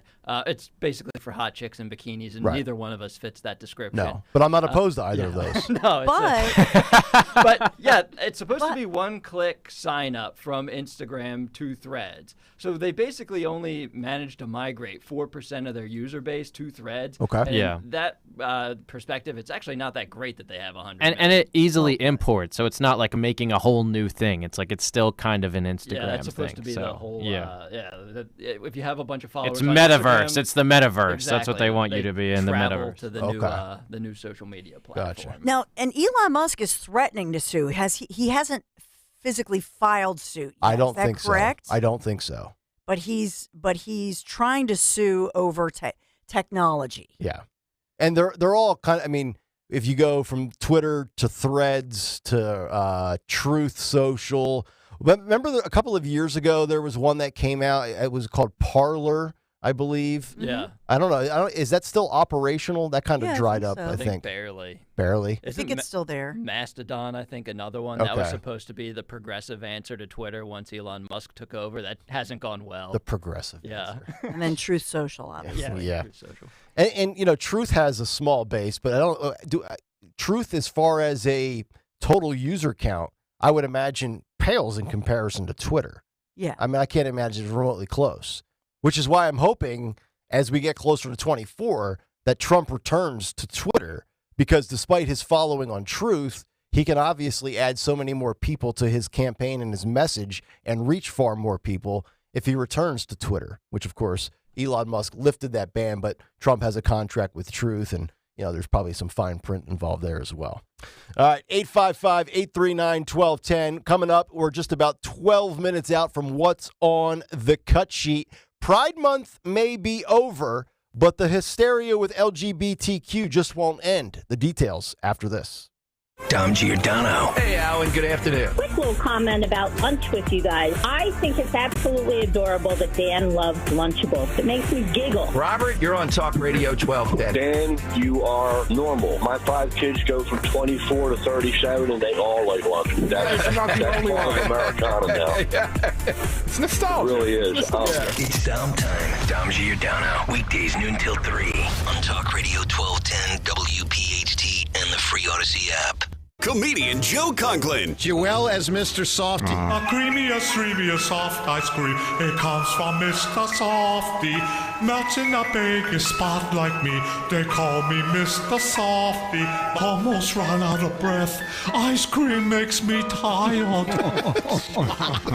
See Joe Conklin with the City Rhythm Orchestra, July 15th in Ocean City, New Jersey, and July 22nd in North Wildwood. For tickets, go to joeconklin.com. JoeConklin.com! Tune in to Crash Proof Retirement Show, Saturdays at 11 a.m. to hear Phil Cannella and Joanne Small. The Crash Proof Retirement Show, Saturday mornings at 11 on Talk Radio 1210. It's an NL showdown between the Phils and the Padres on Friday, July 14th at 6:05. A day-night doubleheader on Saturday, July 15th at 1:05 and 7:05. And Sunday, July 16th at 1:35. Order tickets at Phillies.com. Catch the Orioles' only trip to CBP this season when they face the Phillies on Monday, July 24th and Tuesday, July 25th, both at 6:40, and Wednesday, July 26th at 6:05. Order tickets now at Phillies.com. Doors take us to summers away or winter adventures and afternoon getaways. Your dedicated Fidelity advisor can help you open those doors by working with you on a comprehensive plan to help you reach your wealth's full potential. Because doors were meant to be opened. Visit fidelity.com/wealth. Investment minimum supply. Fidelity Brokerage Services, LLC, member NYSE SIPC. Do you have heart failure and often hear, "Those stomach issues ruined your birthday"? "You're too tired to play catch, Grandpa." Sweetie, you haven't touched your tools since the carpal tunnel syndrome diagnosis. If these seemingly unrelated symptoms sound familiar, talk to your cardiologist and ask about transthyretin amyloid cardiomyopathy, or ATTR-CM, a rare and underdiagnosed disease that gets worse over time. Learn more at connecttoyourheart.com. That's connecttoyourheart.com. Sponsored by Pfizer. Enjoy exclusive after-hours access to America's most historic prison all summer long. Night tours, Summer Twilight returns to Eastern State Penitentiary, select evenings now through September 4th. Explore the historic cell blocks with a self-guided audio tour narrated by actor Steve Buscemi. Grab a drink in the Fairchance Beer Garden featuring Triple Bottom Brewing Company and take part in special hands-on activities and events. Learn more and get your tickets now at easternstate.org. Hey, Joe DeCamera here. Isn't it finally time to invest in yourself? Well, start at PI Dental Center. With the latest in digital technology to state-of-the-art treatment, PI Dental Center is a full-service practice. 2 board-certified specialists, Dr. Glenn Wolfinger and Dr. Robert Slough, are originators of the Teeth in a Day protocol, a revolutionary treatment that delivers fixed teeth on the same day as the implants are placed. Hey, I've been a patient of PI Dental for over 20 years, and now is the time for you to invest in yourself. Visit PIDentalCenter.com to request your new patient evaluation. Rich Zioli. The new movie that was about that guy who flies jet planes, you know what I'm talking about? Top Gun. You know, the one with the guy with the planes, and he's flying in the planes, and then, you know that one? If the kid had said airplane, he probably said, yeah, that's it. I can do this all day. I saw the shark movie recently. Shark eats everybody at the beach, and then it bites the boat. Jaws? Yeah, that's it. Rich Zioli, weekday afternoons, 3 to 7. Talk Radio 1210, WPHT, and on the free Odyssey app. Hey, Warminster, we know your favorite station is WPHT. Tell your smart speaker to play 1210 WPHT.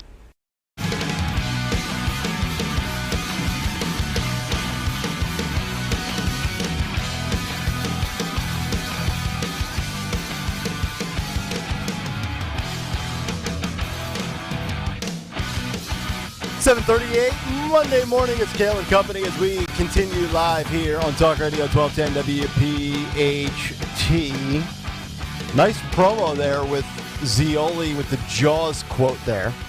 By the way, if you've never seen Jaws, you're not American. And, hey, we got to get Dawn's microphone back on. We should never turn Dawn's microphone off ever again. If it happens again, you're all fired. Dawn's waving back there.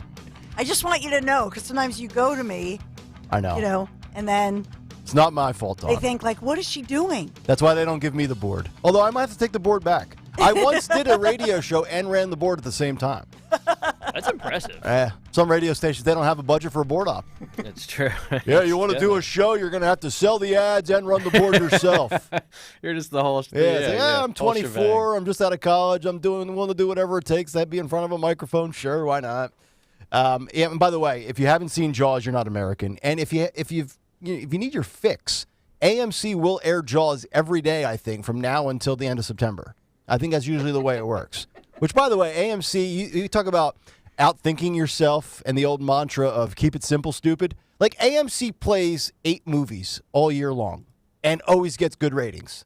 If you've ever noticed that. Yeah. Like AMC plays Jaws. They play Rocky. Like that's it. I saw Rocky on for like 5 straight days on my vacation. It's like, oh, Rocky 2, Rocky 3, Creed, Apollo. And by the way, Creed is not a Rocky movie. Let's just clear that up as well. Yeah, it is. Oh, they're good. They're pretty good. I'm not saying they're not good, but I don't think it's a Rocky movie. I think there's a difference between Rocky 1 through 4, and Rocky 5 stinks, by the way. And the new reboots with the Creed character and his kid, I think that's a stretch. Not saying it's bad, but Part of the Rocky universe, though, at least. yeah, the universe. Well But said. the universe is big. The universe is very big, right? Not a joke. Not a joke. All right, cut sheet coming up 7:45 this morning. We'll get to this piece of audio in a moment because this kind of plays into the LGBTQ stuff that we're going to talk about here for the next 5 or 6 minutes. So I love when the left takes one of these, uber obnoxious stances and they don't think it out. They don't think it through. So Elton John is now boycotting the United States and performing in this country over gay rights and LGBTQ hysteria, but fails to remember his own past. And we're not talking about something from 60s or 70s or 80s or 90s. We're talking in the last 7 to 10 years.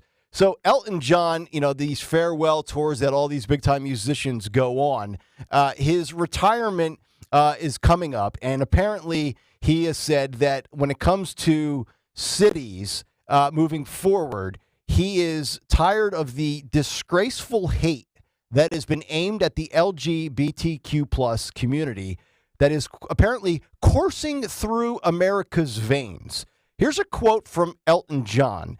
Quote, "It's all going pear-shaped in America. There's violence, discriminatory laws enacted in Florida, which are disgraceful. There's a law now that if you visit a doctor in Florida, they can refuse to treat you if you're gay, which I find just unbelievable. We seem to be going backwards, and that spreads. It's like a virus that the LGBTQ plus community movement is suffering." Now, he's going on to say that when it comes to wrapping up his career at 76 years old, that he's going to avoid doing some stuff here in the United States and in certain cities. But this is interesting coming from the man who still will perform and recently has performed in many countries over in the Middle East, such as Dubai or in Egypt or in Morocco. And we've got some of the receipts to prove it. So Elton John performed at a benefit concert in Dubai in 2017, which, by the way, is number 8 on Forbes' list of most dangerous places for gay citizens to travel. He also performed in Egypt in 2010. And in 2020, a report from a Human Rights Watch shared how some gay people were treated in Egypt. And they gave a breakdown of it. And Elton John still had no problem performing. I believe this was right before the pandemic. So if you're going to take one of these, if you're a media person, an entertainer, a celebrity, an athlete, whatever it is, and you're going to go to bat for, all of the tough times that the LGBT community is facing these days, which they're not, by the way, it's more media narrative and driven fear porn, then you probably should not be one of these guys that has performed, in places in this world where they will legitimately kill you for not being a straight heterosexual male or female. I just wanted to point that story out. And then we get to this audio, and this will be a little appetizer for the cut sheet. A man named Gilbert Arenas. If you're not a basketball fan, you probably will not recall this name. He played in the NBA in the 2000s. I remember him from 15, 18 years ago. He was a pretty good player, and I think he's a little bit off his rocker. He had a lot of gun issues, and he's been a guy that's kind of flamed out of the league. He was really good for a while, but he's very outspoken. And he was on a video podcast, and he just absolutely goes off on the, quote, playbook that the LGBTQ community is using. And he points out the unfair double standards. We've talked a lot about this stuff in the month of June for Pride Month, but take a listen. Here is Gilbert Arenas. Gilbert Arenas, big-time NBA star, big-time celebrity on Vlad TV. No idea what Vlad TV is. Came across this on social media, thought we would play it because I think he's very accurate with the way this whole thing is playing out in real time for people in their daily lives. So what are you supposed to do if you're just, in the workplace environment or out in public at a restaurant, or, you're at a sporting event, or you're in a shopping center, or wherever you might be? I do think this is the interesting predicament, and we'll get to this story a little bit later coming up in the 9 o'clock hour in Michigan, where they can now fine you up to $10,000 and charge you with a felony if you use the inappropriate or wrong pronouns to address individuals.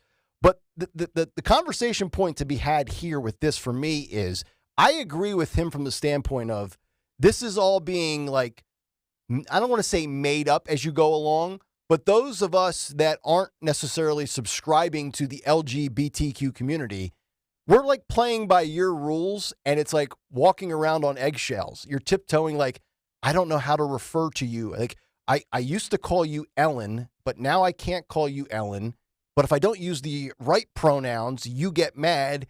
So it's like, do I just address you as, oh, hey, good to see you? Like, I don't understand what you're supposed to do in a professional walk of life without the fear of screwing it up. And, when you work for a big time company, they're always going to side with the LGBT community, especially if that person feels offended, when you might not even know what that person is going through. And it's almost like, what's the old adage? Ignorance is no defense when it comes to certain issues, like when you break a law. Well, Your Honor, I didn't know. That's not a valid excuse. I feel like that's kind of where we're at today. And I know it's July, Pride Month is over. But I thought that was a really interesting breakdown from Gilbert Arenas, who normally is a little bit off his rocker. But I think what he said there is pretty spot on. It's like they have a playbook. They know what's in the playbook. We don't. And if we don't respond properly, it's career suicide. Canceled. So yeah, it's true. I figured we would play you that before the cut sheet, because I think a lot of people are probably of the same belief as Gilbert Arenas. Like, all right, cool, but can I get a copy of the rules too? Like, like you just don't know. The rules are ever changing. Yes. And there's no update. You can't download the latest version, right? So it's interesting stuff, to say the least. All right, 7:48 here on a Monday. Let's get to not a Greg Stalker, but a DeSantis Dorenzo edition of What's on the Cut Sheet. What's on the cut sheet? What's on the cut sheet on a Monday, brought to you by Monday. Don't forget, Cherry Hill Volvo. Thank you for sponsoring What's on the Cut Sheet, where they have ample inventory of brand new, beautiful pre-owned Volvos. Enjoy the luxury experience you deserve. They always go the extra mile for their customers, because relationships matter at Cherry Hill Volvo. Check them out, Cherry Hill Volvo. Thank you for sponsoring the cut sheet. So DeSantis, where are we going first? Hey, before we get to that, I just got an email from UPS. The bike shorts have arrived. Nice. Yeah. When I get home at 10:50 today, baby, the padded bike shorts will go on. Now we just need the $1,000 donation to arrive so we can all enjoy the bike. That's correct. All right. All right, so Nick, I know you said you were trying to stay off social media during your vacation, but did you see this viral rendition of the national anthem? This is Jill Scott. She's apparently an award-winning singer-songwriter. I wasn't familiar with her, but she's performing this rendition that she wrote of the Star-Spangled Banner at the Essence Festival of Culture in New Orleans. Star-Spangled Banner, supposed to show great pride in the nation. Okay. I don't think she cares for the United States based off of this performance. Okay. Who say, can you see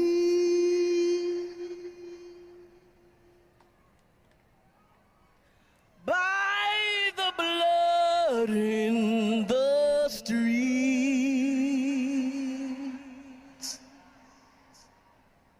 that this place doesn't smile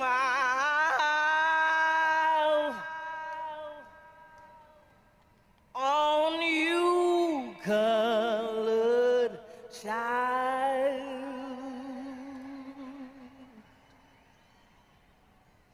whose blood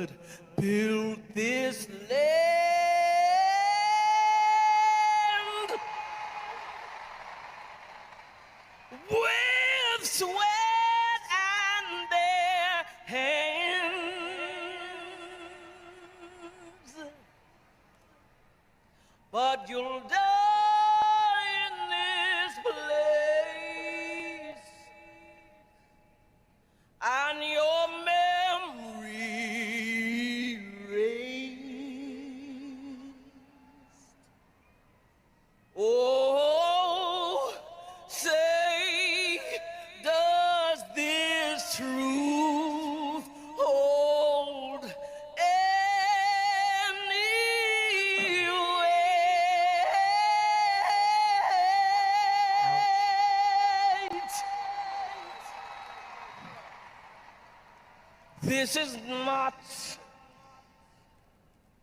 the land of the free,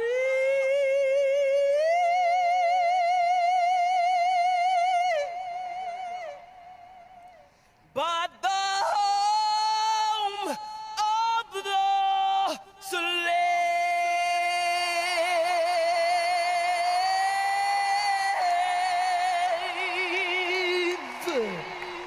All right, incredibly painful, incredibly disrespectful. Just so I can get some more context, who was that? Her name is Jill Scott. Yeah. Jill Scott. I wouldn't know Jill Scott from Lizzo. She That's sings. She's famous. She sings like the I don't know. The most recent thing is the Nationwide commercial. Okay. I don't know She sings that? Yeah. So this is an individual that hates America, but loves the fact that she can capitalize and make money in America. You know what's interesting to me? Now, where was that performed at? So this was in New Orleans. It was at the New Essence Orleans. Festival of Culture. Okay.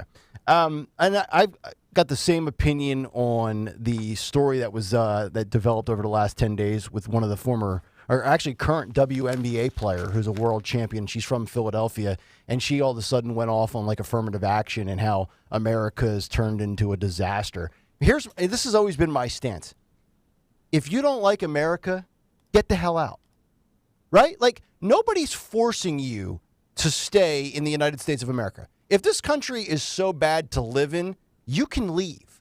And like, we live in a country where you're really not forced to do anything, right? So if you don't like America, leave. If you work at Odyssey and you don't like Odyssey, leave. There's the door. Nobody's saying you have to be here. Nobody's saying you have to stay. But that it almost sounded like the people that were there taking in that performance enjoyed the updated lyrics. It is ironic that she explicitly says it's not the land of the free. But imagine if she sung a song critical of like Xi Jinping's China in Beijing. Oh yes, yeah, she'd be in prison. Oh yeah, she wouldn't get through halfway She wouldn't have through the made song. through. She wouldn't. You're correct. She would not have made it through the song before she was locked up. Mm-hmm. I mean, like, and it's not just China. You think that would fly in Russia? Oh no. No. You think that would fly in some places in the Middle East? No shot. I mean, but that is permitted here in the United States, presumably under free speech. But it's very distasteful. Mm-hmm. It's very disrespectful, especially when we're talking about. Now, when was that? That was July 4th. So on our nation's independence, no Yeah. less. Okay. Yeah. I think we spent way too much time on her. Home of the slaves. Home of the slaves, All right, yes. let's go to something lighter. Right. Now, this is more of But a that's a good find by you because I did not see that. Yeah.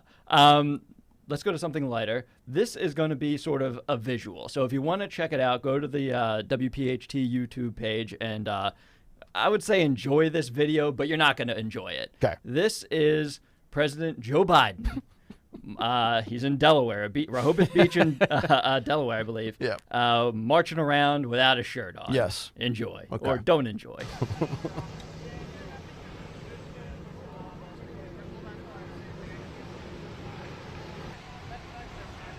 Does Fox News just send like reporters to the beach? I'm wondering. Either who that took or them. like the Daily Mail. I mean, there's people that make a lot of money that attract these people. Yeah, he's just sitting there in a beach chair, laying around, sunbathing. Yep, he's got a towel across his stomach. Now he's checking his iPhone. He's checking his Twitter. He's checking his mentions. But think about what you don't hear. Mm-hmm. Think about if, let's say, Trump You mean were like on a beach. Fans and people with hysteria, shouting his name. Right. He literally looks like you're just your average grandfather wandering around the beach aimlessly. Now he's walking off. Yeah, this is certainly a visual for YouTube. YouTube.com/@1210WPHT. Which is an interesting comparison, and I don't want to steal your thunder because I think you're going to... I'm actually going to go to that Okay, next. I do want to point out, can we all be in agreement that there should be like a 28th Amendment that forbids any president from walking around without a shirt on? Yeah. I don't want to see Joe Biden topless. That's I don't correct. want to see Donald Trump topless. I don't want to see Bill Clinton without a shirt on. No George W. Bush. No Jimmy Carter. Yep. I don't care who it is. That's Keep correct. your shirt on. I agree. I totally agree. Now, that's optional for first ladies if they want to take. I'm totally okay with that. Melania. The Walmart knockoff, Casey DeSantis. That's not my phrase. That's Politico. Politico called her a Walmart Melania, as they've taken shots at the First Lady of Florida. I'm willing to write that into the amendment. First ladies, Yeah, it's your aunt. No relation. Oh, and now what if the president were a woman? What if this were Nikki Haley or God forbid Kamala? Well, I mean, if you ask Don Lemon, he would say, "Well, Nikki's out of her prime; she shouldn't be doing that." How dare they? But Don's unemployed right now. Or Hillary? That's correct. No, definitely not her.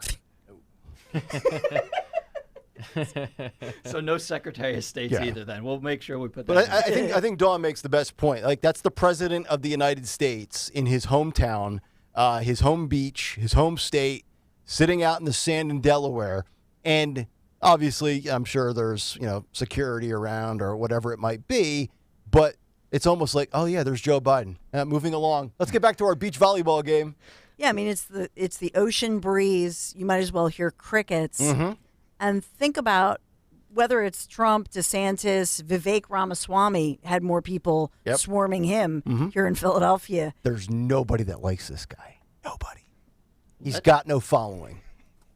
Let's contrast the lack of applause that Biden got at Rehoboth Beach with the entrance Trump made at UFC 290 over the weekend. Yep. This is how the crowd reacted when he entered the stadium.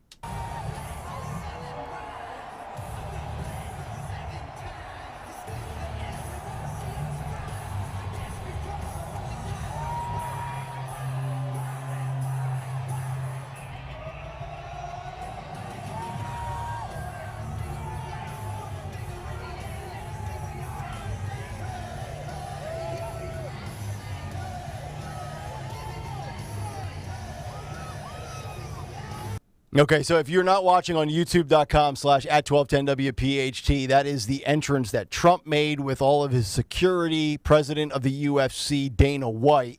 Do we know where UFC 290 was at? Which city or what state? Las Vegas. Yeah, that was in Vegas at T-Mobile Arena. T-Mobile Arena in Las Vegas. And you have all the fans. Now he's coming out to a song from Kid Rock. And you got all these people in the stands waiting for him to walk by, cell phones out, they're recording videos, there's pictures and snaps and lights flashing and going off. Looked like there was a guy with like some sort of blue Trump shirt. It is remarkable, Dawn. And forget about comparing Trump to Biden. It's a remarkable difference in Trump to DeSantis, to Trump to anybody else. When it comes to a public appearance or a speech or a rally, nobody, and the left will try to point out, oh, well, look over in the corner. There's a few empty seats over there. He's lost his star power and, the message is wearing off and the gravitas. And there's nobody that draws a reaction like Trump. Yet you got Joe on the beach. Mm-hmm. Nobody even knows he's alive. And I don't think Joe knows he's alive either. And yet there's Trump rolling out at UFC 290. And there's just so many people that still can't get enough of seeing that guy. Yeah, the fans are going wild, and he's walking in with Dana White. He's, shaking hands with Joe Rogan and all these celebrities, and and afterwards, who won that one? And I should know this because my kids love this stuff, UFC. But Rodriguez won. So Rodriguez, the main card. Yair Rodriguez, right? Gives him a shout out. They all love him. Yep. Did you see who also was with him? Courtside, not courtside, but cage side. Guy Fieri was there taking some pictures. No way. And chatting with Donald Trump. That's pretty cool. So now the Food Network will probably cancel Guy Fieri. Yeah. I was about to say everyone loved Guy Fieri, but now I'm sure Twitter will turn on him. Yes. Host of Triple D, Diners, Drive-Ins, and Dives. Which, by the way, public statement, and this is for safety and health. Never watch Triple D when your refrigerator's empty and if you have to go food shopping. Triple D. The show. Diners, Drive-Ins, and Dives. I thought it was a bra size. Sorry. What is he watching? That would be an even more popular show. Jeez, We're in the middle of a segment. that tops Dawn's thoughts earlier on what was the vagina thing that you mentioned? Gwyneth Paltrow Gwyneth Paltrow's vagina candle. Yeah, so as I was saying, never watch Guy Fieri on Triple D as he's tasting like a Cuban at a restaurant when your refrigerator's empty because you're going to get real hungry. I've learned the hard way. And don't watch it late at night either, because you'll start eating at like 1 a.m. Because then you're going to order like a pizza at midnight.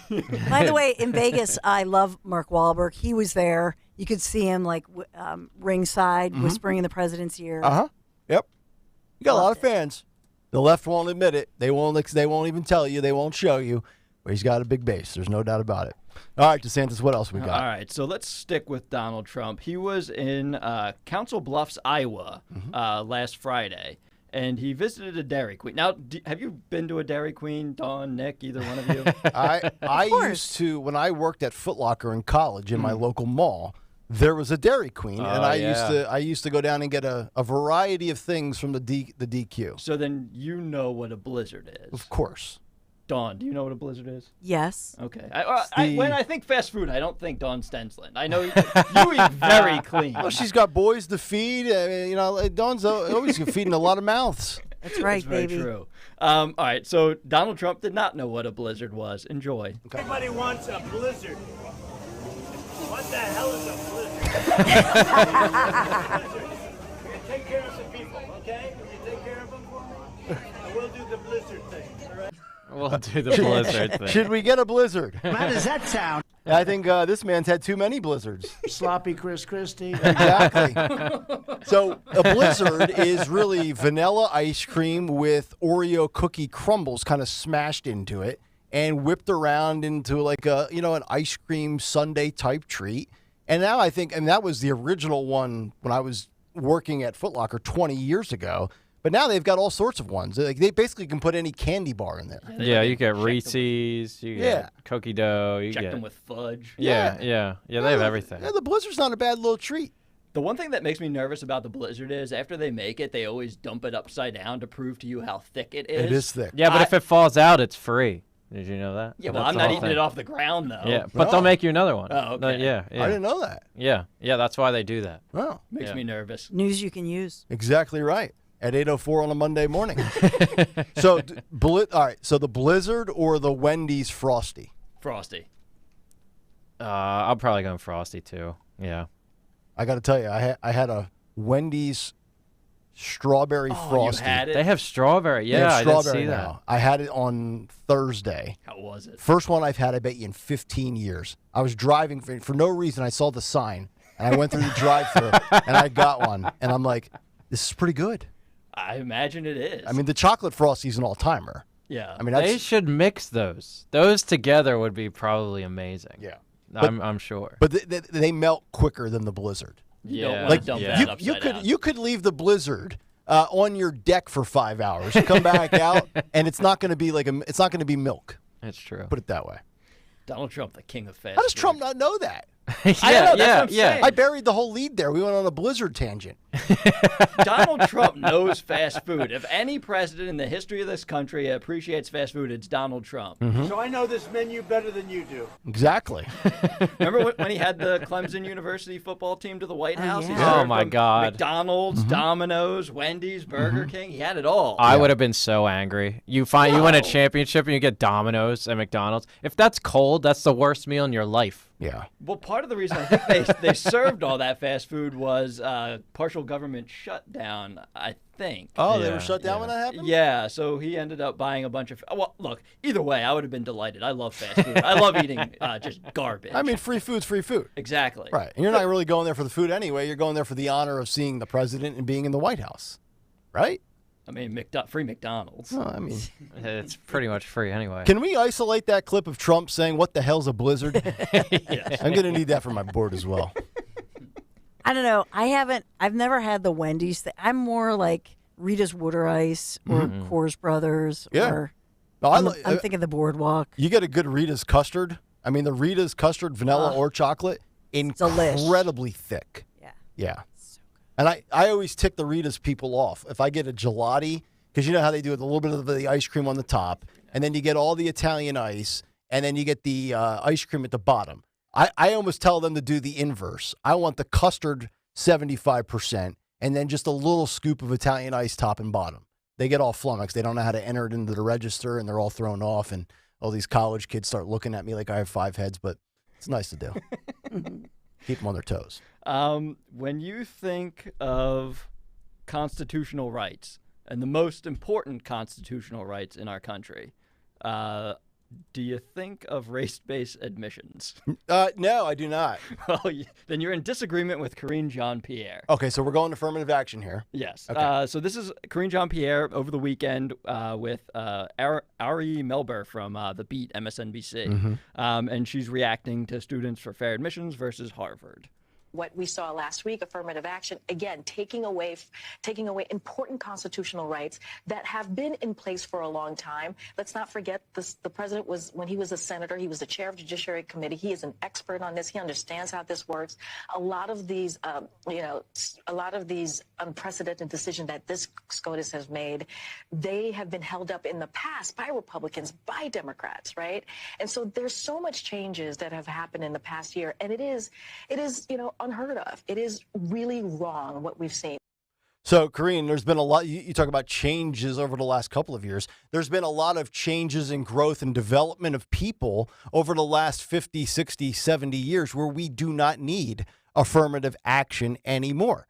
And to exclude well-deserving, hardworking people, especially when it comes to, I believe, the Harvard lawsuit, where you have the Asian community putting up 15 10s on their SATs and not getting into schools, and you lower your admission standards, that's, to me, racist as well. So this was the theme of the last big take before we went on vacation on June 29th. It's time to get back to the best people, get the best jobs, the best people, the most deserving, get admitted to schools. It's the way the world works. You get where you get in life based on merit, not because of your skin color. So again, like I've said, I've given the analogy a million times on this show. If I was opening up a small business and I had 10 positions available, I don't care if I hire 7 LGBTQ members, 8 black people, 7 Hispanic people, whatever it is. Just give me the best people for my business's bottom line. Because I'm in the business of trying to turn a profit. Crazy. I know.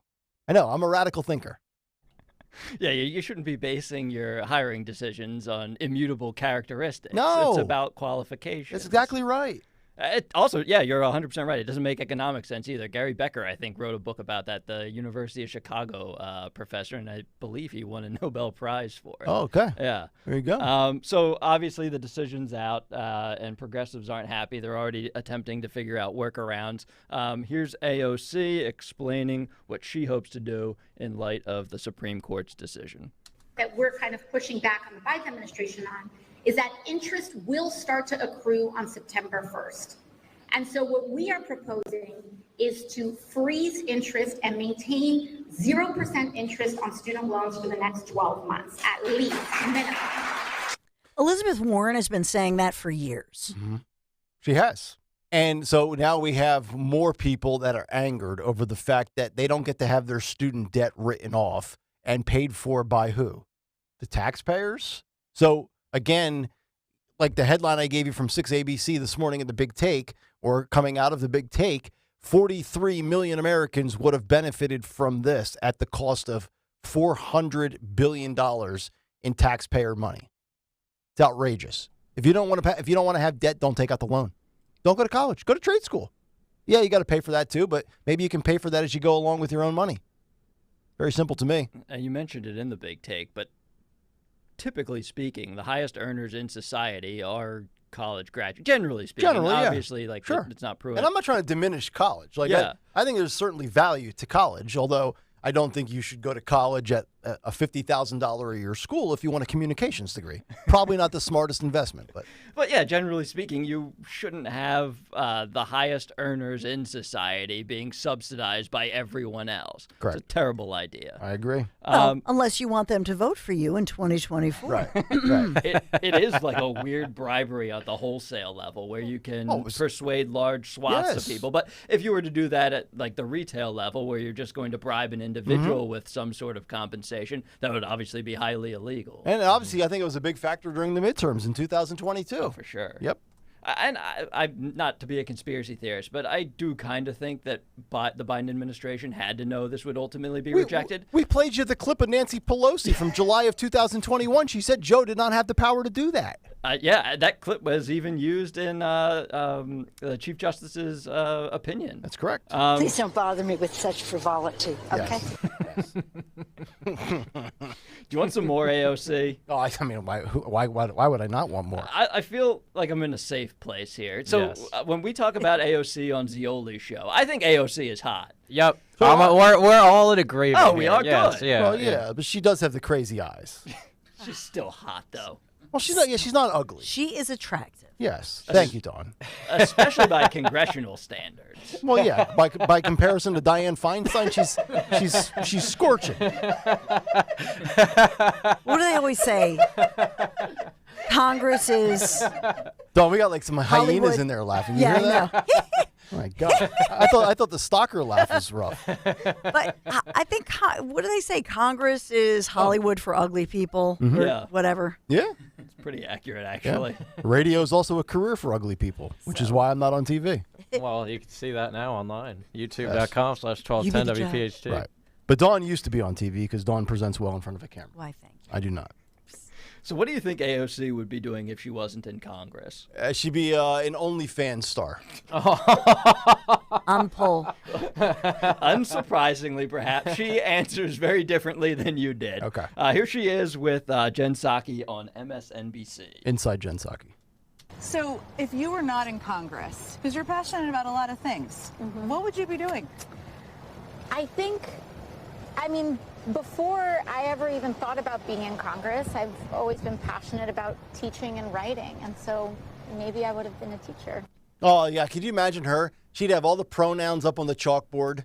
They don't even have chalkboards anymore. They have like the whiteboards now with the markers. There'd be pronouns. There would be videotapes. There would be phones with TikTok uploads and all kinds of silly nonsense. I tell you what, if you got her as like your 5th grade math teacher, or maybe like in the elementary school ranks where you get the same subject, taught to you by the same teacher, it would be one thing. But could you imagine dealing with her as like in a 10th grade or an 11th grade where, you're starting to give a little sass back to the teacher and you're starting to be a pain in the ass in the class, and she starts just going on one of her little tangents? I could see there being a lot of drama with AOC as like 10th grade Brit Lit teacher. But she would not handle that well. And she'd be a tough grader too.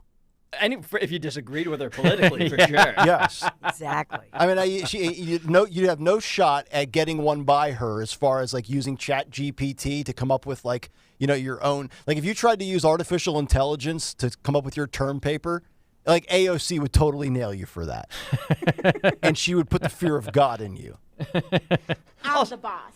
Also, I'm kind of calling BS on her proclamation, because didn't she become a congressperson at 28 or 29? And she was a bartender and not a teacher. Okay. So I didn't know she was a bartender. Oh, yeah. All right. Oh, yeah. Yeah, people always talk about So I'm not too far off when I said OnlyFans. I mean, it's, same stratosphere. I tell you something, she was never going to be a teacher. No, she would have already been a teacher. Yeah. Right? Yeah. Yeah. She was never. 29. This was her design. This was her plan.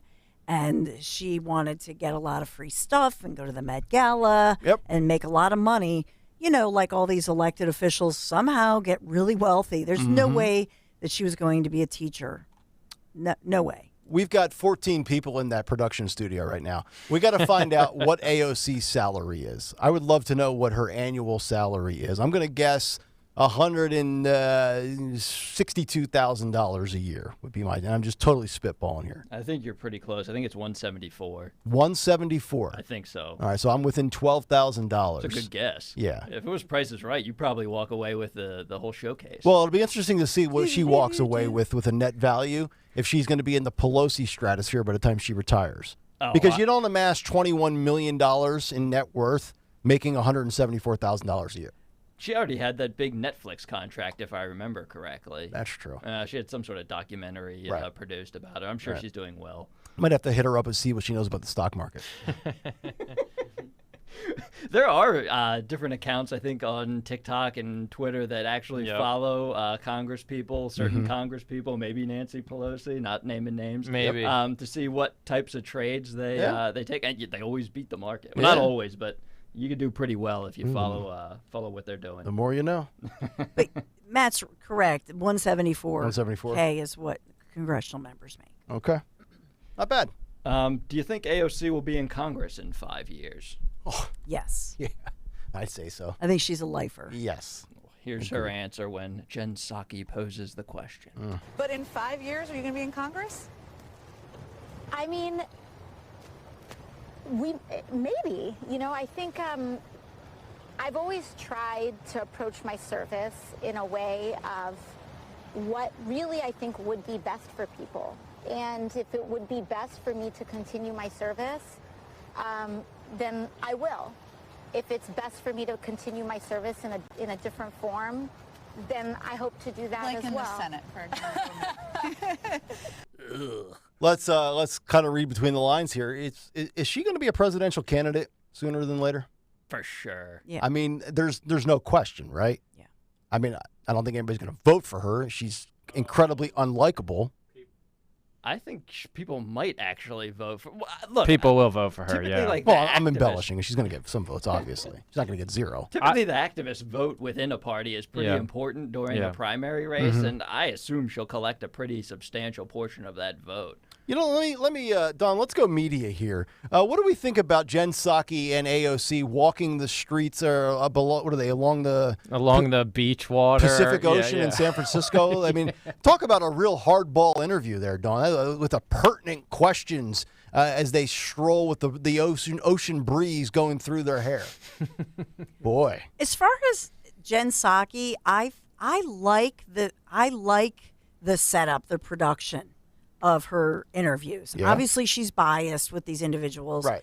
But I think she gets play. I think that whether she has the backdrop of DC or whether she's jogging with somebody or biking with somebody, I have no problem with that. Yeah, who she was Cory Booker that she was jogging with that one time? Senator Booker. Yeah. Do you think if she has DeSantis on the show, they'll be walking along the beaches in Coral Gables, Florida? No, I don't. I think that with a presidential candidate, I think they're going to have, the White House. They'll do a White House backdrop or something like that. Okay. All right.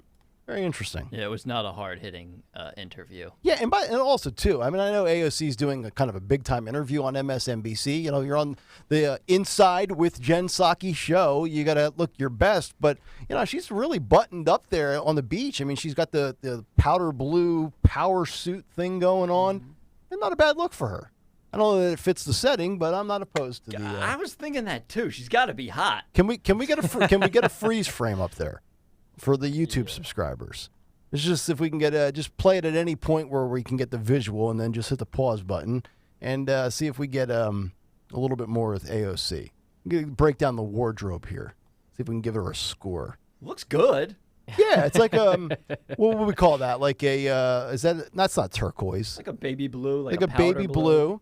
Teal, It's like maybe. a gold button and kind of like a white, undershirt type thing. And Saki's wearing her traditional, forest green, which is an interesting look with the red hair. And there you go. You're wearing that, though, in the middle of summer? Nick, the fashion analyst. Yeah. Are you going to start scoring outfits every morning? I might have to. I give AOC 8.2. I like that. I was going to say like 8.5. Yeah. What about Psaki? I'm going to dock her a bit. Yeah. I'm not a Saki fan. No. Although Karine Jean-Pierre makes me yearn for Jen yeah, Psaki yeah. to come back to her She was role. so much better than Karine. Yeah. It legitimately, there's no comparison. Politics aside, Jen Psaki far more qualified and better at her job than Karine Jean-Pierre is today. I mean, it's just. Undoubtedly. Could you imagine Psaki having to address the cocaine situation? Should have done a pretty decent job compared to. I think she Karine. would have done a much better job than Karine Jean-Pierre. Okay. By the way, not to get off topic, but if that cocaine was brought in via a White House visitor, Hunter. I'm just saying if it was a visitor, though, the Biden administration throws that person under the bus instantaneously, correct? which means it almost certainly has to be a member of the administration. Yeah. Anyway. And you know, look, whether or not it's Hunter Biden's cocaine, is anybody surprised that a federal government employee in that line of work is taking illegal substances? I'm not shocked. Oh, my God, there's people in the White House that probably are alcoholics or drug addicts. I'm not stunned. I'm disturbed, perhaps mostly disturbed, that someone who got to that level of success in politics was stupid enough not only to bring the cocaine into the White House, but then to forget that it was there. Well, it's not even stupidity. It's an arrogance. It's an ego. It's, you know, especially with this administration, where the arrogance is off the charts despite very minimal accomplishments, which is the other thing that's really remarkable. Like, if you're great at what you do, you can be cocky. When you're the most inept administration in the history of this nation in the modern era of politics, you have no right to be cocky. None. It's like their economic policy. It's not going well. It's Bidenomics, baby. Now it sounds great. From the bottom up and the middle out, right? Repackage it, and now everybody loves the economy. Exactly right. All right, got time for one or two more? Yeah, let's do a couple more. Okay. So Asa Hutchinson, candidate for president, former Arkansas governor, his campaign's not going well. Some would say it never got going at all. He pretty much concedes that in this next clip. Sure. So he's speaking to Hugh Hewitt. Now, in order to get onto the debate stage for the first, I think it's in August. It's actually coming up pretty quick. I think you need 40,000 individual donors, and you need to be polling at, I think, at least 1%. Okay, 40,000 and then 1%. Yeah. Gotcha. Asa, I don't think he's going to be on the debate stage based off this. You have to have 40,000 individual donors, and they can be any amount. We're not there yet, and we've got till like August 23rd to get there. So we have work to do, and we need people's support to get there. Now, Governor, there's a difference between 5,000 and 35,000. Where are you on that spectrum in terms of number of donors? Well, we're above 5,000, so we got again more work to do. We've got time to do it. I have more donors for the Bend to Shore bike ride than Asa Hutchinson has to reach 40,000 individual donors. Now, I'm assuming he said 5,000 as in we have 5,000 total donors? Yeah, you know he rounded up, too. And I need 35,000 more to go, which is interesting because he's got till August 23rd. I've got until July 23rd for my bike ride. And I guarantee you, we have more individual donors than Asa Hutchinson does. That's awesome. We might even actually have more total dollars earned as well. That's probably true, too. Yes. That's embarrassing. Yeah. Like, at this point, you bow out and you don't even really announce it. You just stop doing whatever you're doing. It's like a passive-aggressive cancellation of yourself where you just don't show up. It would be like me quitting this radio show and you never hear from me again, and I never sign off. I never tell you I quit. And I just deactivate my Twitter, and everyone's like, where did Nick Kayal go? That's what Asa Hutchinson should do. By the way, if I'm Asa Hutchinson, I'm never divulging that number ever. Even under, like, if I was waterboarded, if Hugh Hewitt strapped me to a plank and just doused water down my throat, I'd never give up that 5,000 figure. I just say, like, oh, we're a little short of that 40,000 mark. Just lie. That's all. Come on. Waterboard. Because realistically, like, the only time we talk about Asa Hutchinson is if we're making fun of Asa Hutchinson. That's not good. That's not, you don't want that from a presidential campaign. No. I mean, Chris Christie's campaign looks like a rock star compared to this guy. I mean, they're all going to fall by the wayside, including DeSantis. It's Trump. It's Trump all the way. Yeah, I can't envision a scenario in which he doesn't ultimately win the nomination now. And I'll tell you what, at this point, and I've been very much of the belief that I want to see people debate.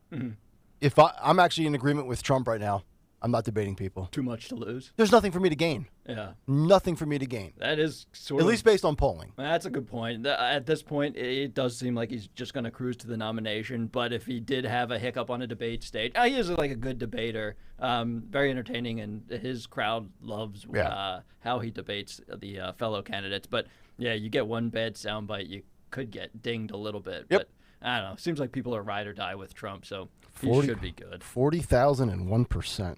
Man, Asa. He didn't think that one through, did he? No, just keep it to yourself. Yeah. Don't don't reveal that number. That's we correct. shouldn't know that. Right. Another presidential candidate, he's doing much better when it You have to have comes to 40,000 fundraising. I think individual I saw he donors. recently raised $3 million in the last week or something. Is Robert Kennedy Jr. Are we playing RFK Jr. sound? Yeah, you want some RFK? We have to alert the audience because sometimes the audience gets very mad when we play RFK Jr. sound. Why's that? Just because of the voice. Yeah, he's got a pretty bad voice. Yeah, but we're in the audio business. What do you want us to do? Here he is speaking with Russell Brand, who I always forget exists, but evidently hosts a pretty popular podcast. Mm-hmm.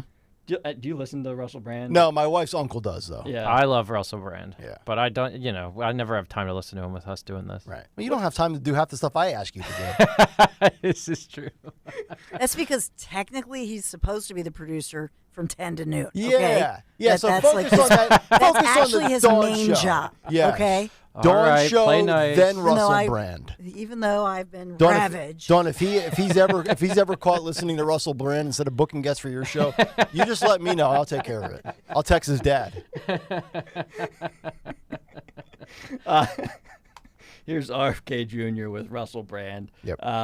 This is talking about free speech, basically. I'm very alarmed with what the European countries are doing right now because it's completely anti-democratic.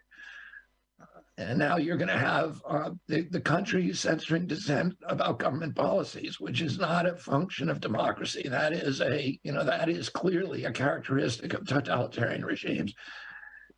There's never been a time in history when the people who were censoring free speech and books and burning books were good guys. They're always the bad guys. And if you give the government the power to do that, that power will be 100% of cases, that power is going to be abused. And I think, there's all these excuses to do it now because things are being blamed on this, this tsunami of misinformation that's out there. But the remedy for bad information is not censorship; it's more information, as you said. It is a vibrant, fierce debate about information with no holds bars, with no with no restrictions, and we have to do that. I got to tell you, man, maybe it was because I was on vacation for a while. That didn't feel overly painful listening to him there. And some of his other clips can be, I think, a little bit more painful to listen to. But from the message standpoint, my reaction to that would be, you can't be one of these individuals that always screams threat to democracy every time it's something that you disagree with, and then be completely silent on the concept of democracy when it comes to what governments are doing to silence and censor opposing viewpoints. So, again, I think this is one of those things, and RFK Jr. has been censored a lot throughout his life. Many times stuff gets taken off of YouTube as soon as it goes up. There are a few elements of the RFK Jr. portfolio that I think appeal to the right. So that was on the Russell Brand podcast? Yes, Anthony Dorenzo's favorite podcast. Okay. There you have it. That's going to do it for the cut sheet for round one? That's round one. All right. What's on the cut sheet part 2 coming up at 9:40 this morning, but it's 8:29, and it's time for Dawn Stensland's Big 3 at 8. It's the Big 3 at 8 on Kayal Company. Big 3 at 8, sponsored by American Heritage Credit Union. Dangerous escapee on the loose in Pennsylvania. Yes, authorities from local, state, and federal agencies searching for this inmate described by police as very dangerous who escaped from a jail in northwestern Pennsylvania using bed sheets. He's identified as 34-year-old Michael Burham, escaped from the jail in Warren by climbing on exercise equipment and using bed sheets to escape through a window. Wow. So this from Pennsylvania State Police. Scary stuff because they say that he is considered armed and very dangerous. He was being held on $1 million bail on kidnapping, burglary, and other charges, and also is a suspect in a murder investigation. Dangerous guy still on the loose. Do we know the thread count of the sheets? That's got to be a quality sheet to use that. That's true. If they were cheap, they would have ripped. That's correct. Yeah. That's well next level put. thinking. That's what you get here on this program, folks. Tea time for President Joe Biden, who sipped a little tea and talked climate change with King Charles III this morning. after a garden meeting with UK Prime Minister Rishi Sunak. And this is before, of course, a NATO leaders summit on Ukraine. So President Joe Biden, you were talking about him on the beach in Delaware. It's a busy week for Biden as his itinerary this week in Europe is dominated, of course, by the ongoing war in Ukraine and continued efforts to rally an international coalition against Russia's invasion of its neighbors. Yes, and keep in mind, London, I believe, 5 hours ahead of us. So when he was over there this morning, I saw it on Fox News in the 6 o'clock hour. It would have been 11-something over there. And I bring that up just to remember and keep in mind, Joe usually only works from noon to 4. So a lot to cram in on this trip between those peak business hours that he operates under. Yes, indeed. And number 3 for our big 3, as we talk about a search for snakes, not politicians, real snakes, slithery snakes in a Pennsylvania park. Some residents up in arms and a little bit panicked over this one. Police in Allegheny County Township are alerting the public. So it all started out there at the Ross Community Park. There was a search for a python named Nanners.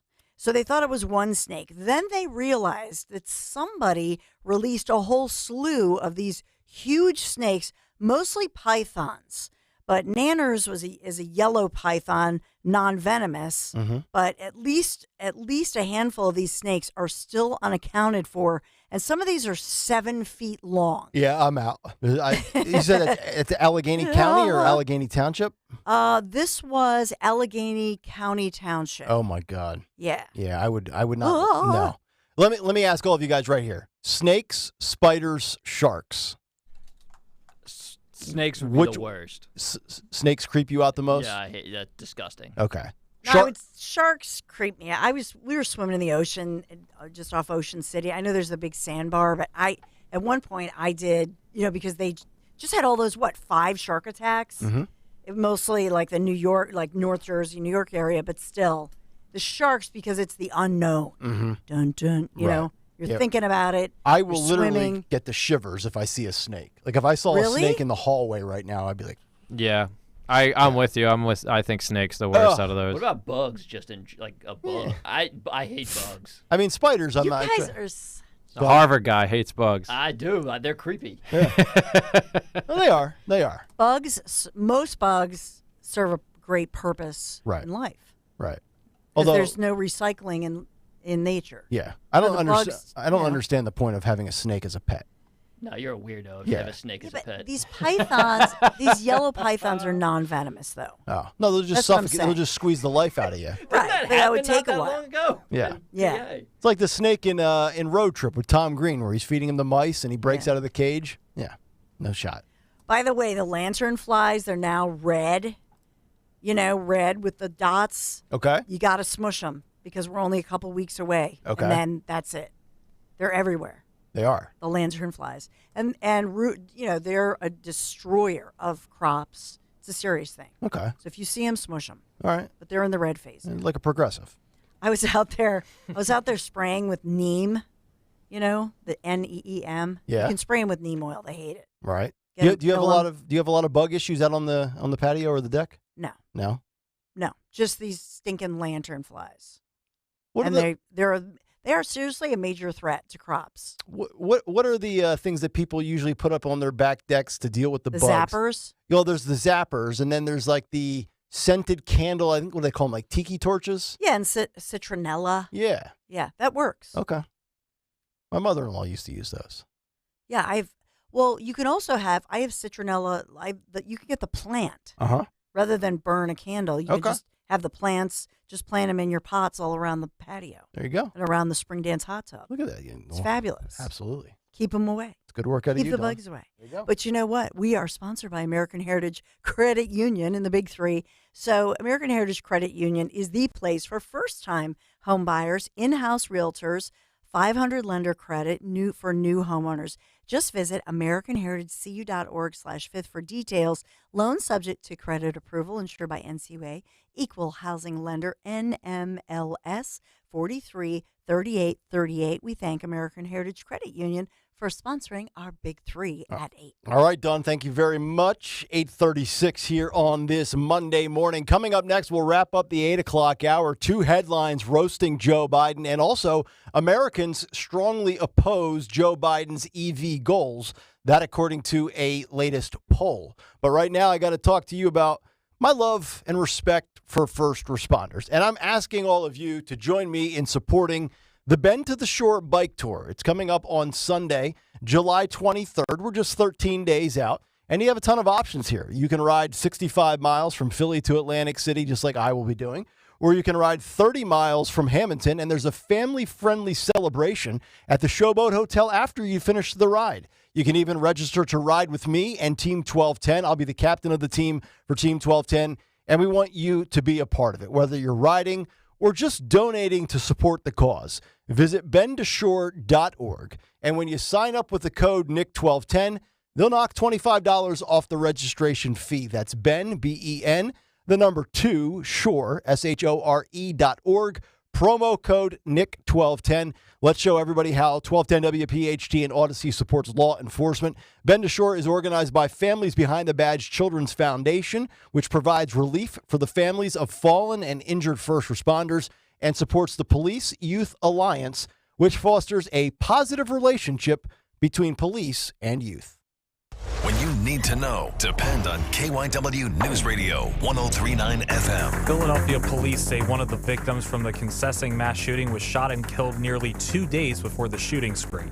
The leader of ISIS has been killed by an airstrike in Syria, and 7 people were shot, 2 of them killed in a shooting at a party in Texas. Get the latest anytime on KYW News Radio. Now on Crystal Clear 103.9 FM. You've never needed us more. Don't give in to that constant joint pain. Take control. Take back your quality of life today with help from QC Kinetics. Hey, Dawn Stensland here. QC Kinetics is helping people here every day with their amazing non-surgical treatments which repair and restore damaged joint tissue. So they use the latest advances in regenerative medicine, taking your body's own healing agents, concentrating them, and then putting them directly into the area where you're suffering with that agonizing pain. This incredible non-invasive approach helps you take back control of your body, relieving the pain in your knees or your hips, shoulder, or back. No invasive surgery, no harmful drugs or steroids, no downtime. Listen, summertime needs to be about having fun. Call now for your free consultation with QC Kinetics, the nation's leader in regenerative medicine. 215-999-3000, 215-999-3000, QC Kinetics, 215-999-3000. Tell them Dawn sent you.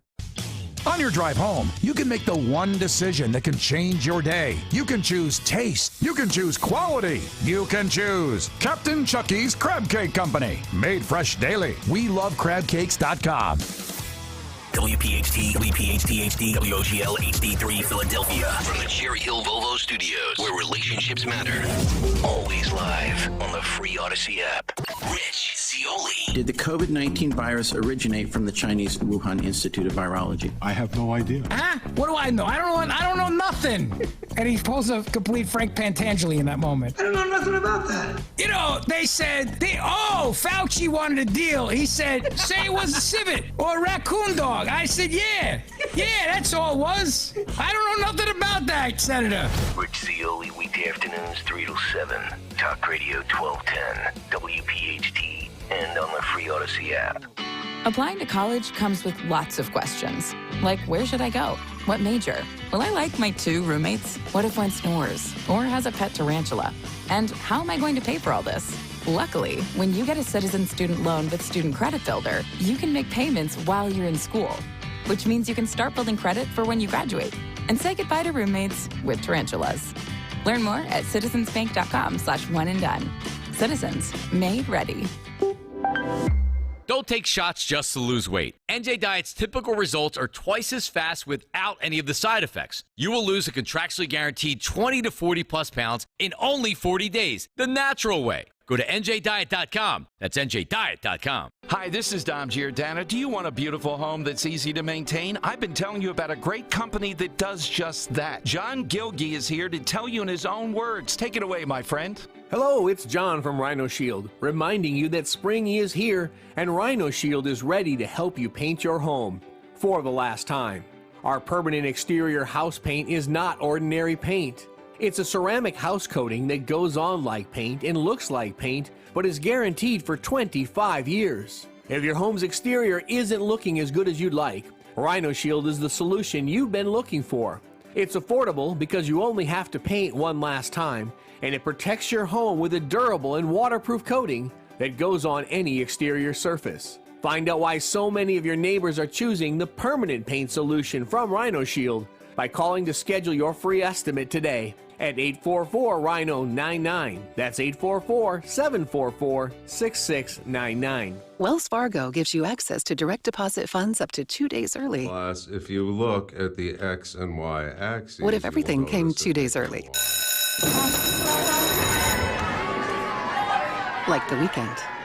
Well, that was a pleasant surprise. You can't get everything early, but when it comes to direct deposits, you can with Wells Fargo. Visit wellsfargo.com/get-early to learn more. Terms and conditions apply. Not all direct deposits are eligible. Early availability is not guaranteed and may vary between deposits from the same payer. Wells Fargo Bank N.A., member FDIC. Hi, this is Dom Giordano. Get ready for a merry surprise because Rescue Natural Supplements is throwing their annual Christmas in July sale. That's right. The holiday season is making a summer comeback, and they're bringing the gift of huge savings. That means all health supplements will be slashed up to 50, 60, even 70% off site-wide. We're talking about savings on heart-healthy omega-3s, pain-relieving anti-inflammatories, natural immunity boosters, and much more to order. Call 800-26-ALIVE. 800-262-5483. Speak to a rescue product consultant or shop online at res-q.com. res-q.com. Again, don't miss Rescue's Christmas in July sale. Get savings up to 70% off all natural solutions for your highs and lows, from high blood pressure or cholesterol to low energy or testosterone. Rescue's got you covered. Hurry on over and unwrap the joy of a healthier you. You know, on hot summer nights like this, we're looking to be in the 90s for most of this week, starting tomorrow, upper 80s today. That's when I love to hop in the Spring Dance hot tub on the back patio, maybe turn the temperature down just a few degrees. Love my Spring Dance hot tub, as you well know. And I got to tell you about this huge sale by my friends at Spring Dance Hot Tubs, having this week this sale. Now, during their extended Summer of Savings sale, you can save up to $6,500 on select Hot Spring Envoy models. Plus, they have Tropic Seas Spas models at up to $4,500 off. This is the sale of the year. You got to take advantage of this right now. This is huge. Hurry in, get a great deal while these supplies last. Plus, ask how you can get a free accessory package valued up to $1,500 with the purchase of your own Spring Dance hot tub. Remember, during the pandemic, I said this, it was the best thing ever because it's like a free little mini vacation right in the privacy of your own backyard. And whether I'm by myself, whether my husband Larry and I have a little quality time, or whether, well, hopefully the teenagers don't get in there after a rough workout, but there's that too. Whatever it is, I love my Spring Dance hot tub, and whoever I'm enjoying time with, it's always quality time. Stop by and see them.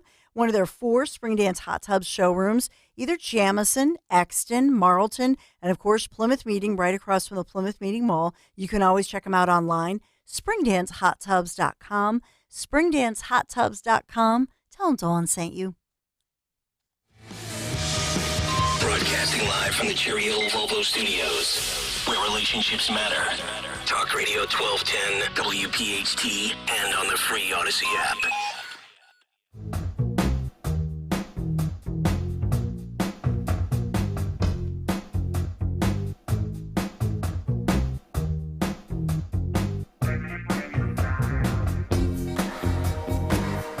.845, Kayal Company, as we roll on. It is a Monday morning.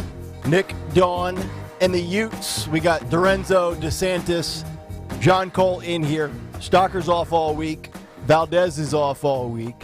And the whole band will be back together in unison coming up next Monday, the 17th. Still a lot to do this morning. Dawn's Big 3 at 9 coming up in a little bit. We've got our morning mystery movie clip at 9:20. What's on the cut sheet part 2. Who won Twitter today? And what's on tap for the Dawn Show, all still ahead.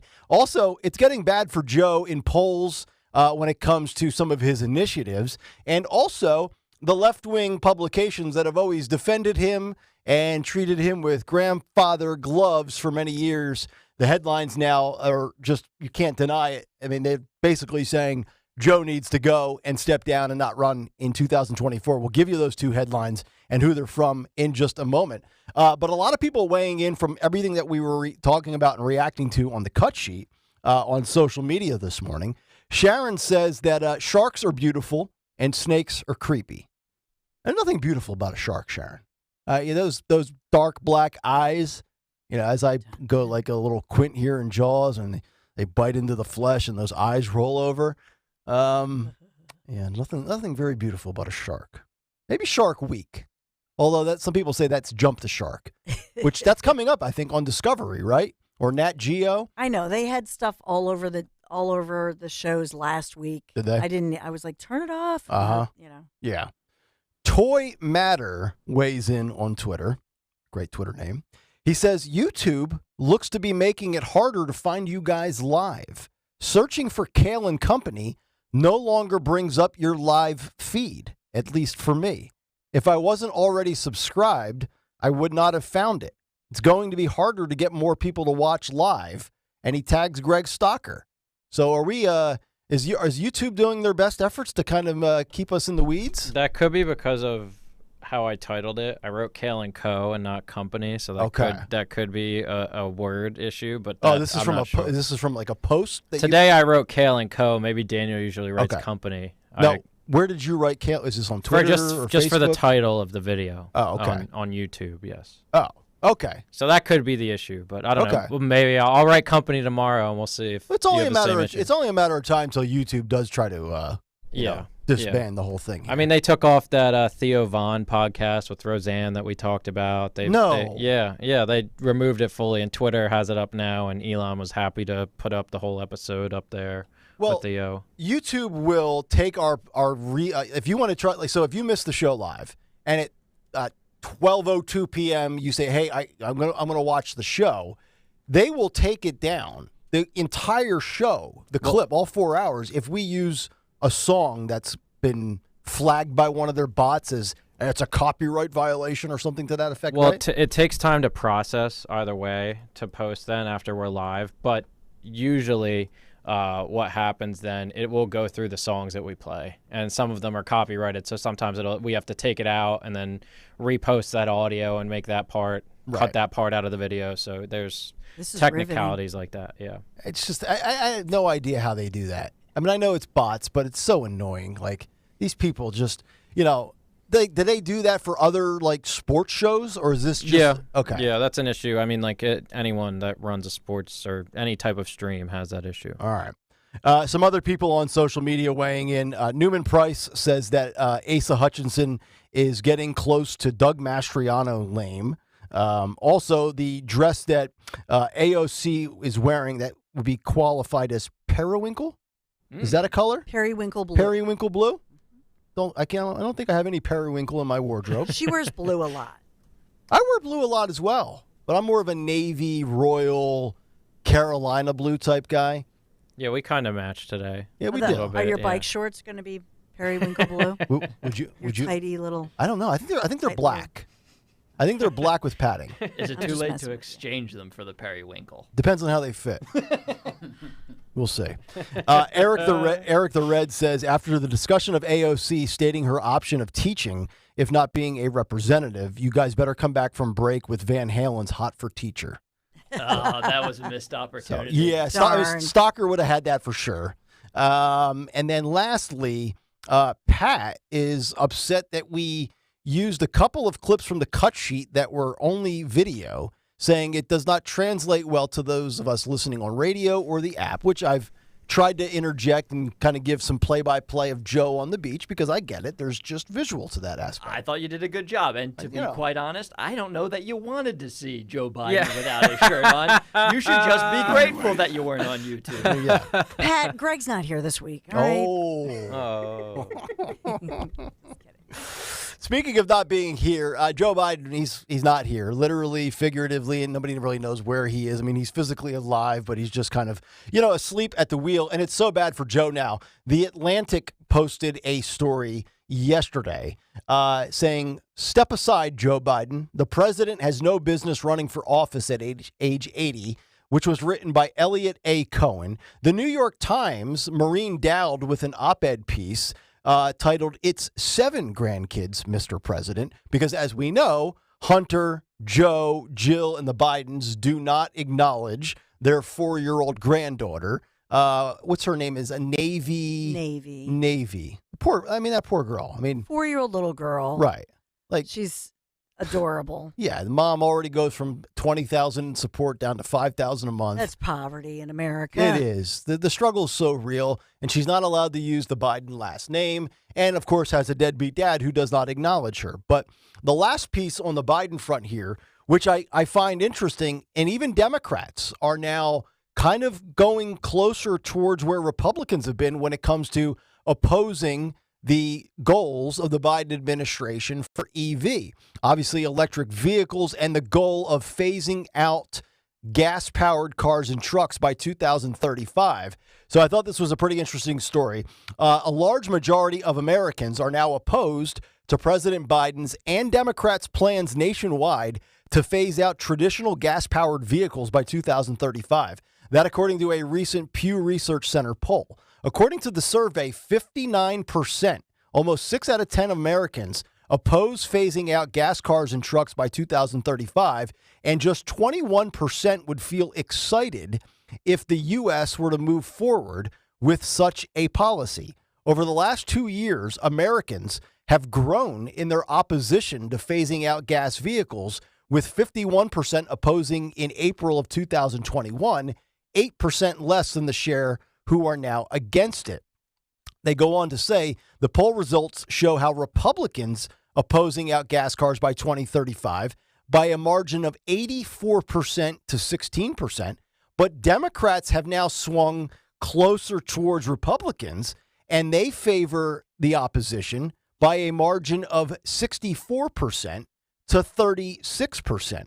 And what's interesting about this is my wife's uncle, who is very, I've told you on this show many times, he's part left-wing Elon Musk with climate and smart cars. He's also part RFK Jr. and Alex Jones. He actually got rid of his electric vehicle. He had one of those Toyota Prius hybrid smart cars that was, part gas, part electric. And he has actually gone back to the full gas-powered vehicle. So I think this is one of those things where, once again, I think a lot of us are there's more people in agreement with the opposition to this than I think a lot of time it gets covered. And now you have basically 2 out of every 3 Democrats saying, yeah, I'm going to be against this in 12 years. And I've said this on the show many times. And I don't know about the rest of you guys and gals on the show, but I will use a gas-powered vehicle until death do me part. I really will. I'm not doing the electric thing. I don't deal in absolutes. I had an electric vehicle, actually, for a little Oh, while. tell us what happened on that big road trip. Yeah, Dawn knows this story well because I complained about it. I am unaware times. of it. So what happened? Yeah, so I had a Polestar. It's a beautiful car. I enjoyed using it. Fine if you're going back and forth to work or if you're just going to the grocery store. Yeah. You take that thing on a road trip and your life becomes a nightmare. Oh. So I took it to Cape Cod, which should have taken me maybe 5.5 hours, like 6 worst case scenario. Took you 2 days? Pretty close to a full day. It took me 14 hours of driving, I think, when all was said and done, because I had to stop so frequently to charge it. Now, another thing that maybe if you don't have an electric car, people don't realize, there are charging stations, Mhm. and there are fast charging stations. Oh. Not every charging station has a fast charger. Now, what's the discrepancy in time between fast and non-fast? It's enormous. So a fast charger, you can get your car from 20% to 90% in about 35, 40 minutes. If you just have a generic charging station or a slow one, it could take genuinely 20 hours before the thing is full. And then the other aspect of the electric car that's misleading is they'll tell you what the capacity, miles per charge is at 100%. Except the car doesn't necessarily let you charge your car to a 100% capacity because it's not good for the longevity of the battery. So if you're hooked into a fast charge station, that's like the worst of all worlds. That I guess depletes the battery long term and it cuts you off at 90%. So in order to get to that 100% charge, you have to use the slow charging station. And like I said, that can take hours upon hours upon hours. Now, I'm assuming, Matt DeSantis, you do not have children? I do not. Okay. No. Dawn does. I do. Anybody that's a parent has been on a family trip where you had the kid in the back asking, "Are we there yet? Are we there yet?" Now, imagine driving an electric vehicle where you got to charge it for 20 hours and it stops your trip, and you've got little Johnny or little Beth in the back. Are we there yet? Or you have to crash at the hotel for the night. When are we going to get there? Daddy's going to the liquor store. I'll let you know when the vehicle's done being charged. I can't take being asked that question 1,000th time. I went with my girlfriend, and she didn't handle it well either. Oh, no? No, she was so unhappy. Yeah. All right. So you learned your lesson. Yeah. All right. No more Polestar. Harvard, smart cars. Yeah. Where did this guy come from? Johns Hopkins. The hybrid is the way to go. Is it? I agree. I think I like the hybrid. The hybrid's a good idea. Hybrids are, and that's just it. It's a great compromise because the gas-powered engine recharges the battery so that you don't have to do what poor Matt DeSantis did for, many hours on end, and you're waiting for the thing to recharge. Yep. Until we get the technology and we figure out what to do with all of these batteries, why not just do hybrid engines? That's the answer. There you go. 855-839-1210. We're going to recharge. It won't take us 20 hours. It'll probably take about 4.5 minutes. And we'll be back. Dawn will have a big 3 at 9 as we kick off the final hour. And also in Michigan, you better get your pronouns correct or it's going to cost you big, and you might even be charged with a felony. That story as we continue, 9 o'clock hour, Kayal Company. Hey, don't give in to that constant joint pain. Are you suffering? You got to take control. Take back your quality of life and do this today with help from my friends at QC Kinetics. Yeah, QC Kinetics is helping people every single day here in Philadelphia and across the suburbs, across the country, in fact, with the QC Kinetics amazing non-surgical treatments that actually repair and restore your damaged joint tissue. So they use the very latest advances in regenerative medicine, taking your own body's healing agents and concentrating them directly into the area where you need the help and where you're suffering with that agonizing pain. So it's incredible. Non-invasive approach helps you take back control of your body, relieving the pain in your knees, maybe your hips, your aching shoulder or your back. This is non-invasive surgery, okay? There's no invasive surgery. None. No harmful drugs, no steroids, no downtime. That's what I'm talking about. Listen, summertime needs to be about just having fun, making memories, golfing, hiking, sporting events, biking, running, enjoying the outdoors, right? Swimming in the beach, swimming in the ocean, running on the beach, I should say. Just take control now. Start living pain-free again. How does that sound? Just call. One phone call, and it's a game changer. Call for a free consultation with QC Kinetics, the nation's leader in regenerative medicine. 215-999-3000, 215-999-3000. QC Kinetics. Will you stop putting this off? Do this for you and for everybody you love. 215-999-3000. QC Kinetics. Tell them Dawn sent you. Talk Radio 1210, WPHT. This is an important notice to consumers facing $10,000 or more in credit card debt, medical bills, or other unsecured debt. You may not be required to pay it all back because there are special programs now in effect that will significantly reduce the amount you will owe if you qualify.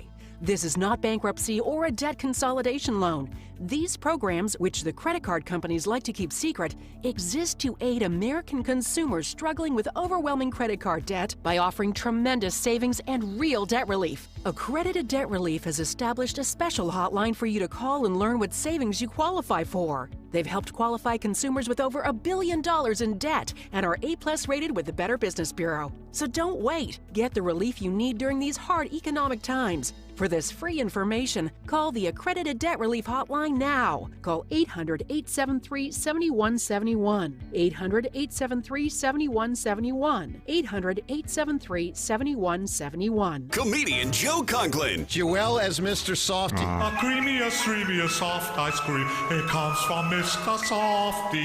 Melts in the biggest spot like me. They call me Mr. Softy. Almost run out of breath. Ice cream makes me tired. See Joe Conklin with the City Rhythm Orchestra, July 15th in Ocean City, New Jersey, and July 22nd in North Wildwood. For tickets, go to joeconklin.com. joeconklin.com!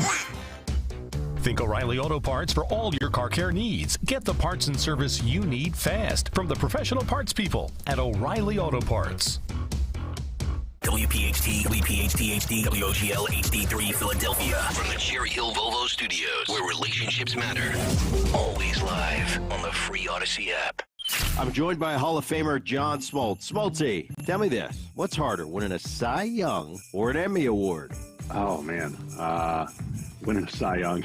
It takes a lot longer to happen. You know, it's funny when you mention something like that. I just go back to all those years of being predicted to win and just feeling like a failure. But in 96, fortunately, I was able to at least get that off my back because that was starting to bother me. Download the Brett Boone Podcast. Available on the Odyssey app or wherever you get your podcast. Dom Giordano. Bruce in Northeast. Dom, my condolences to the legendary Barco Lounger. You know, I just think of all the glasses of wine that were spilled on and all the farts that were absorbed into the back. It's going to be missed. It'll never be the same. I hope I get home, it's still out, and I see who eventually takes it. Somebody could salvage it, man. It's time. Dom Giordano. Weekdays noon till 3 on Talk Radio 1210 WPHT and the free Odyssey app. Talk Radio 1210 WPHT. Live from the Cherry Hill Volvo Studios, where relationships matter.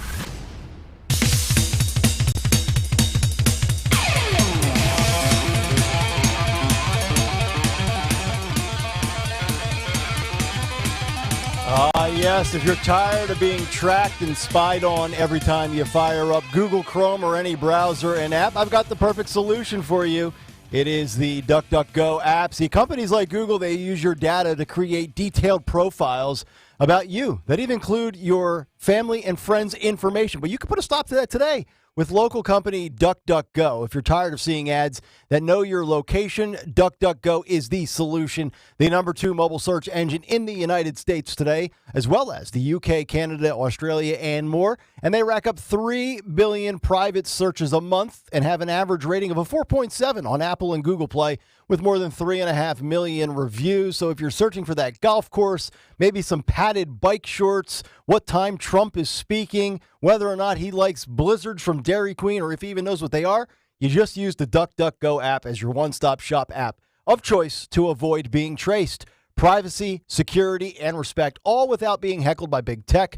DuckDuckGo is available on Android, iOS, Windows, and Mac. Download today for free in the App Store or visit DuckDuckGo.com. All right, welcome back in 9:04. It's Kayal and Company here on this Monday morning. Nick Kayal, Dawn Stenzel, Anthony Dorenzo. We've got Matt DeSantis here as well. John Cole, Stalker, and Valdez with the week off. A lot coming up here in the final 50 minutes of the show. Morning Mystery Movie Clip is at 9:20. Good prize for you this week. A little bit of a military tie-in to the prize. So we will tell you about that in 15 minutes. Also still ahead this morning around 9:40, we've got What's on the Cut Sheet Part 2, What's on Tap for the Dawn Show, and Who Won Twitter Today. Dawn's Big Three coming up here in just about 5 minutes. But I do want to hit on this story, and we mentioned this briefly. I teased it when we were talking about the Elton John Gilbert Arenas audio with some of the LGBTQ hysteria and hypocrisy. But Michigan is taking it a step further. And we know their governor, Gretchen Whitmer, she's a doozy. We'll put it that way. So Michigan House passes a bill, and this is not an Onion headline, and this is not from the Babylon Bee. This is real life. The Michigan House has passed a bill that would make using the wrong pronouns a felony and finable up to $10,000. Let me give you the backstory here to this. So a recently passed bill in Michigan would make it a felony to intimidate someone by intentionally using the wrong gender pronouns, which, look, I think if we're being real, if you know somebody identifies by certain pronouns and you intimidate or harass them, you should be, dealt with. But a fine of $10,000 or up to $10,000 and a felony, I mean, stop. Ridiculous. And again, this comes down to how am I supposed to know what your pronouns are? And can you claim ignorance as a defense? So Michigan State House of Reps passed Bill HB 4474, which is a piece of legislation that criminalizes causing someone to feel threatened by words. So here we are again with the safe space and I feel under attack and all the cliches and the buzzwords they like to use. Under the new bill, offenders are, quote, guilty of a felony punishable by imprisonment not more than 5 years or by a fine of not more than $10,000. So what does intimidate mean? Well, intimidate means, according to Michigan state law, a willful course of conduct involving repeated or continued harassment, which I don't think anybody would condone, of another individual that would cause a reasonable individual to feel terrorized, frightened, or threatened, and that actually causes the victim to feel terrorized, frightened, or threatened. The bill specifically addresses sexual orientation and gender identity or expression as protected classes. According to the bill, gender identity or expression means having or being perceived as having a gender-related self-identity or expression, whether or not it's associated with an individual's assigned sex at birth. Now, critics are saying this is a violation of the First Amendment. Quote, make no mistake about it, those advocating for this legislation will wield these policies as a weapon capable of destroying conservative expression or viewpoints grounded in the sacred. That, according to distinguished professor Emeritus William Wagner, who told media outlet The Daily Wire. So you can be born a male and you'll claim to identify as a female. And if you are aware of the individual and their preferred pronouns, should you not play along with the fantasy world that we're living in, where men can claim to be women, women can claim to be men, or you can claim to be neither, you could go to jail for up to 5 years and be fined up to $10,000 and then be hit with a felony. I mean, think about this where we're at, because when you're an adult, unless you're Hunter Biden, a lot of times your record sticks. Hunter Biden's going to, go on probation and they'll probably expunge his record. But could you imagine if this is something in that crazy state of Michigan where all of a sudden you get hit with one of these new bills, HB 4474, you're found guilty of that. And that's on your record. And you have to explain that in a job interview or trying to get into, grad school or whatever. That's the lunacy and the lunatic world we're living in now, Dawn, where, and again, I think you would probably have to truly know and really go out of your way to kind of be a jerk or an ass to this person to get hit with this. But the fact that that's actually in place just shows you the bizarro world times we're living in here. Yeah, this would probably be a candidate to go to the Supreme Court. Mm-hmm. It would be shot down. This cannot stand. You do have freedom of speech. There's no way that they can make it a felony because you called somebody she and the person identifies as a he. It's absurd. Right. And look, I understand, you're in the workplace and you might have your pronouns or whatever. And if it's well known and you go out of your way, okay, lose your job. Sure. I got that. there's repercussions for things, but a fine of not up to more than $10,000. I always love the way these are worded legally, and imprisonment for not more than 5 years. Could you imagine if you actually get sent to the can and you're sitting in prison for 18 months? Hey, Joe, what are you in for? Use the wrong pronouns. What? Well, what pronouns would you like to use in the joint now that you're going to be my girlfriend? Would you like to go as she/her? So. Well, that's the crazy thing about this. They're trying to criminalize words because words are like weapons. I think they're trying to intimidate those who. Speaking of the word intimidation, I think they're trying to intimidate and deter those that don't subscribe to this pronoun nonsense to conform to our way of thought, or you're going away. Mm-hmm. Right? It's thought police. But again, we do have freedom of speech in this country. If you're in the workplace and you call, then where do we go next? Somebody who's named Richard and somebody calls them a nickname, and now they're in HR, and then they end up charged with a felony. It's absurd. None of this would ever pass muster. It's a violation of people's constitutional rights. You cannot force somebody to use a pronoun. They have ultimately they have freedom of speech. Mm-hmm. That's it. Yeah. It's not a crime. Nope. A lot of First Amendment stuff lately in the news, no doubt about it. 855-839-1210 if you would like to jump in on the conversation. Still ahead this morning, a couple of stories that came out right before we broke for the 4th of July holiday. ESPN went on an absolute purge of employees. ESPN and Disney in a really, really tough spot. Some thoughts on that. And also Bill Maher on losing woke fans and how it does not bother him one bit. We'll get to that story as we continue this morning. But 9:12 on this Monday morning, let's get to Dawn Stensland and her Big Three at 9. It's the Big 3 at 9 on Kayal Company. Big 3 at 9, sponsored by Piazza Auto Group. Flood warnings, National Weather Service issuing these alerts, including the Schuylkill River in Philadelphia, Pottstown, and Norristown. The National Weather Service is saying that the water levels at all locations have started to fall this morning. In Norristown, the water level peaked at 12.8 inches, close to reaching its flood stage of 13 feet. I'm hearing that we've got shutdowns, or they're watching this on Kelly Drive, on MLK. So you just want to plan ahead and watch out for this. I don't see measurable rain in the forecast today, maybe a 20% chance of some spotty showers, 84 degrees today. But these are rising river waters, obviously with the tides. Yeah. So we're not talking about rain. I just want to make that clear because we had those horrible, horrible storms. And a couple of buddies that live over in West Norriton that were talking about some flooding in that area, which, obviously, I think you mentioned earlier this morning it was east or west, but yeah, flooding. I mean, there were a lot of people are suffering with flooding. We had Delaware County, Montgomery County. I mean, across the region. Mm-hmm. And we did have in Delco, what did I say?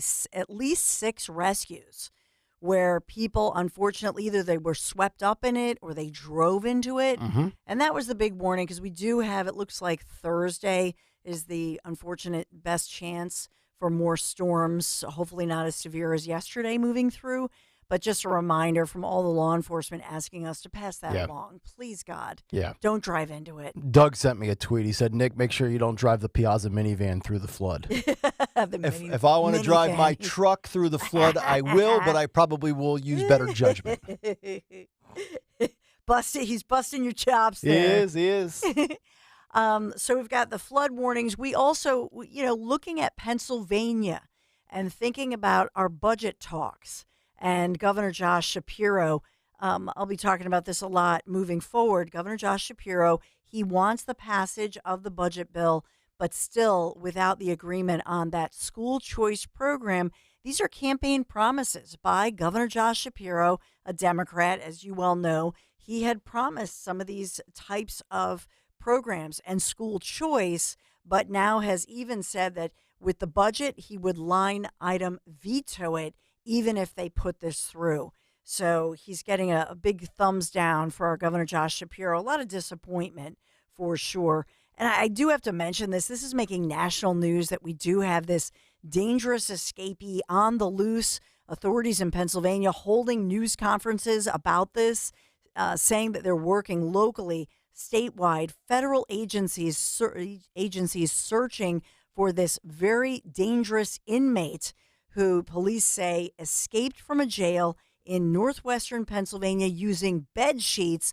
34-year-old Michael Burham. They want to find this guy. He's a murder suspect, wanted for or was being held on $1 million bail on kidnapping and burglary and other charges, but he is considered extremely dangerous. Do not approach. They say call 911 if you see this guy, but they're putting that word out for all of us to be on the lookout because, I don't know, it seems like they always come to Philadelphia when they're running, so maybe. Which is weird because I want to run away from Philadelphia, yet they're running to get here. I know. Well, they know that we've got so much crime going on, maybe, and a police shortage.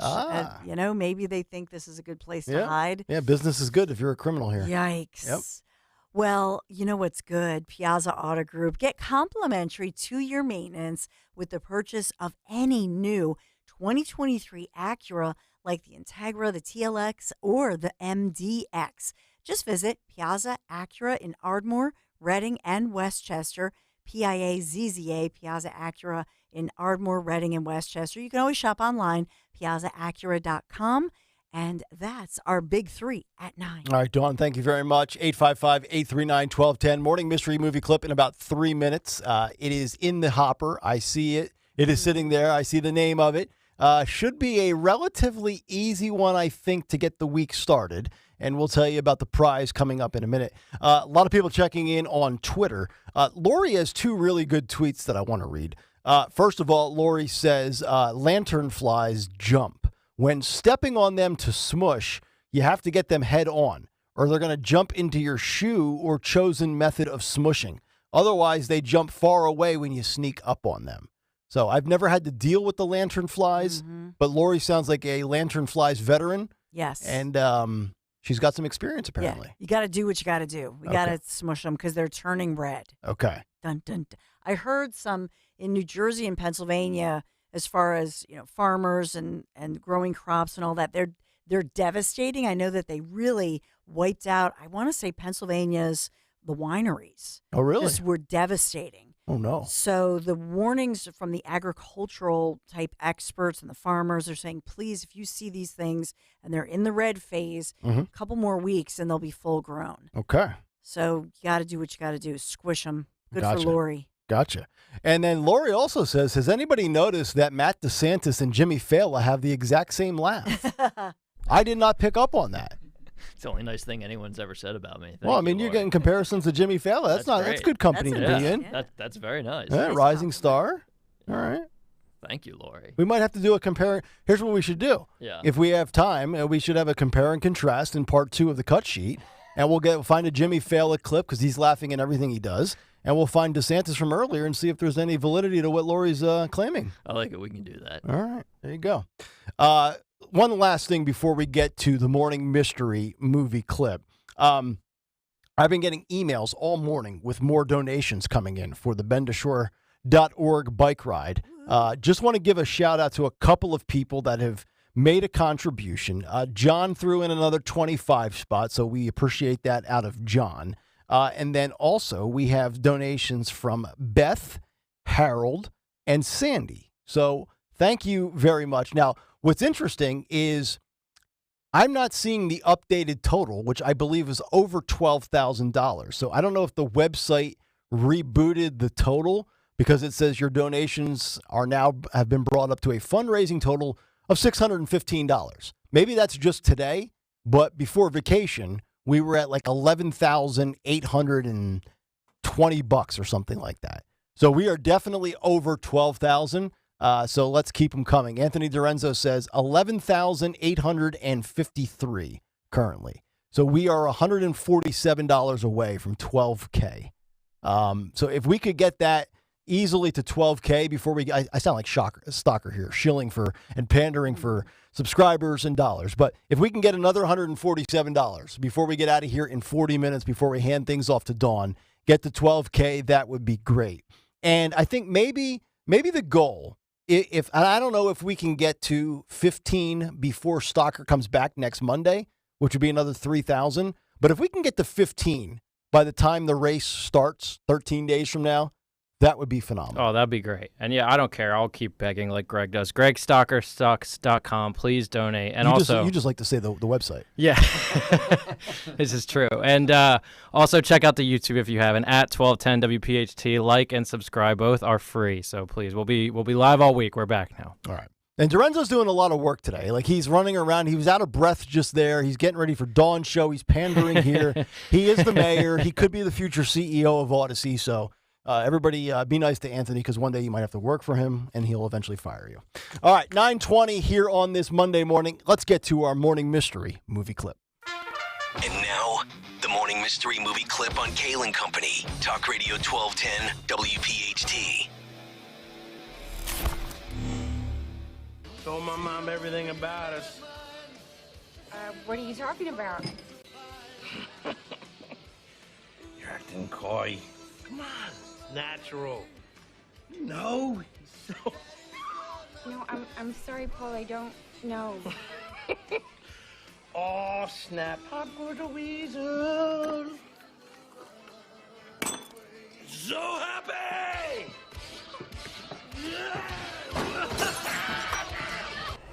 Think you know what it is? Be caller 12 at 855-839-1210, and you could win this great prize. And the prize today and all week long will be a pair of tickets to see Jocko Willink, author, podcaster, and retired Navy SEAL, who is bringing his Decisive Engagement speaking tour to the Miller Theater Kimmel Cultural Campus on Friday, July 22nd.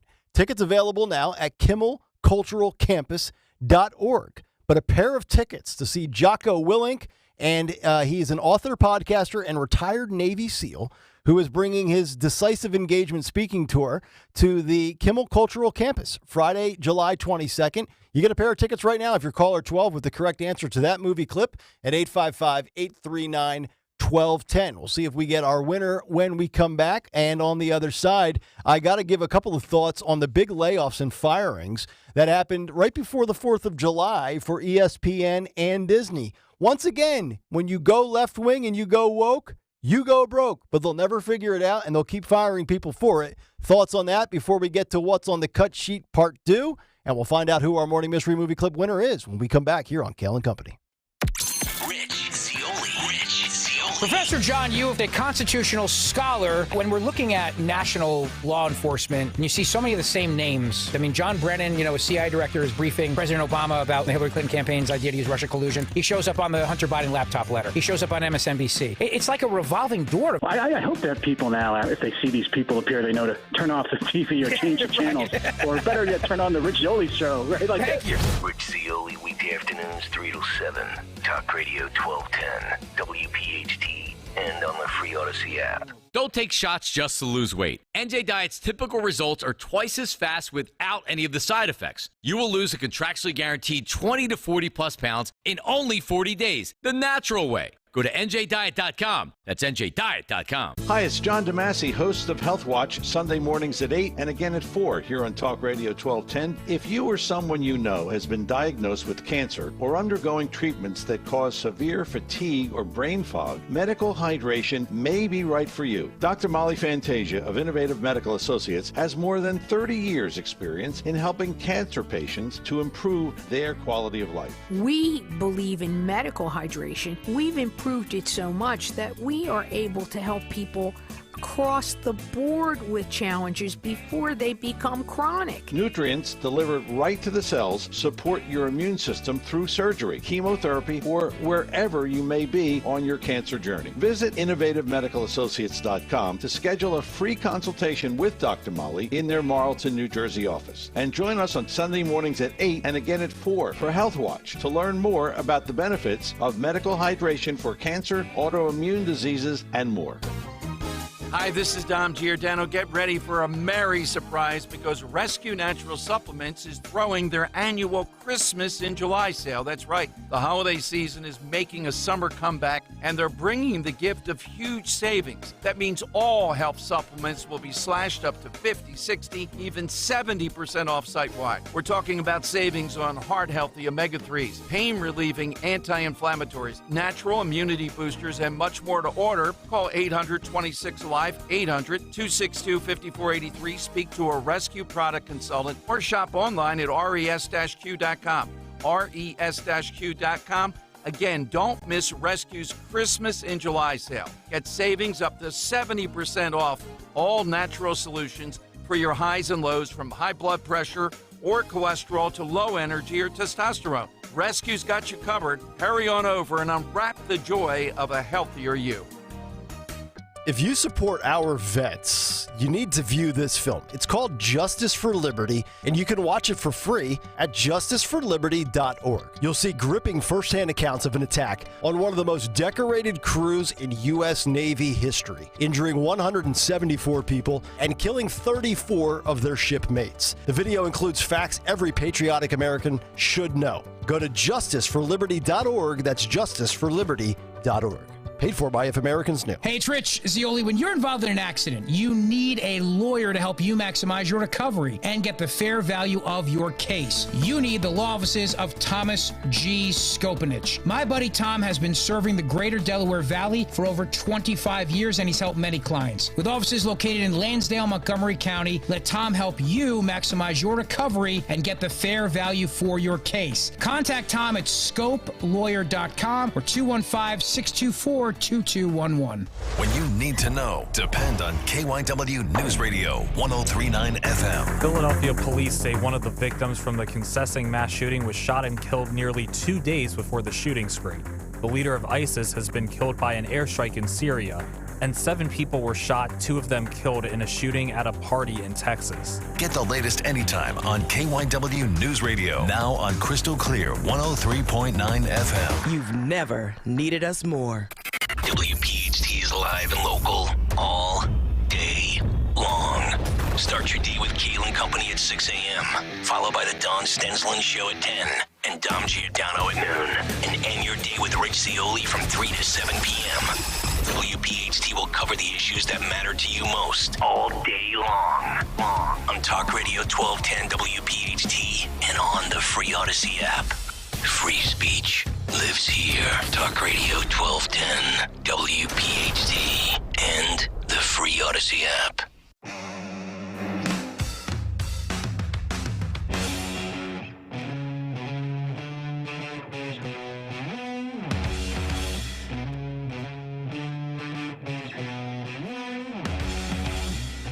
.928, Kayal and Company, as we continue live here on a Monday morning. It's good to have you in. Nick Kayal, Dawn Stensland, Matt DeSantis, Anthony DiRenzo, John Cole, as we head until 10 o'clock this morning. So a couple of things to hit on here before we get to what's on the cut sheet part 2, including Bill Maher's latest rant against woke losers.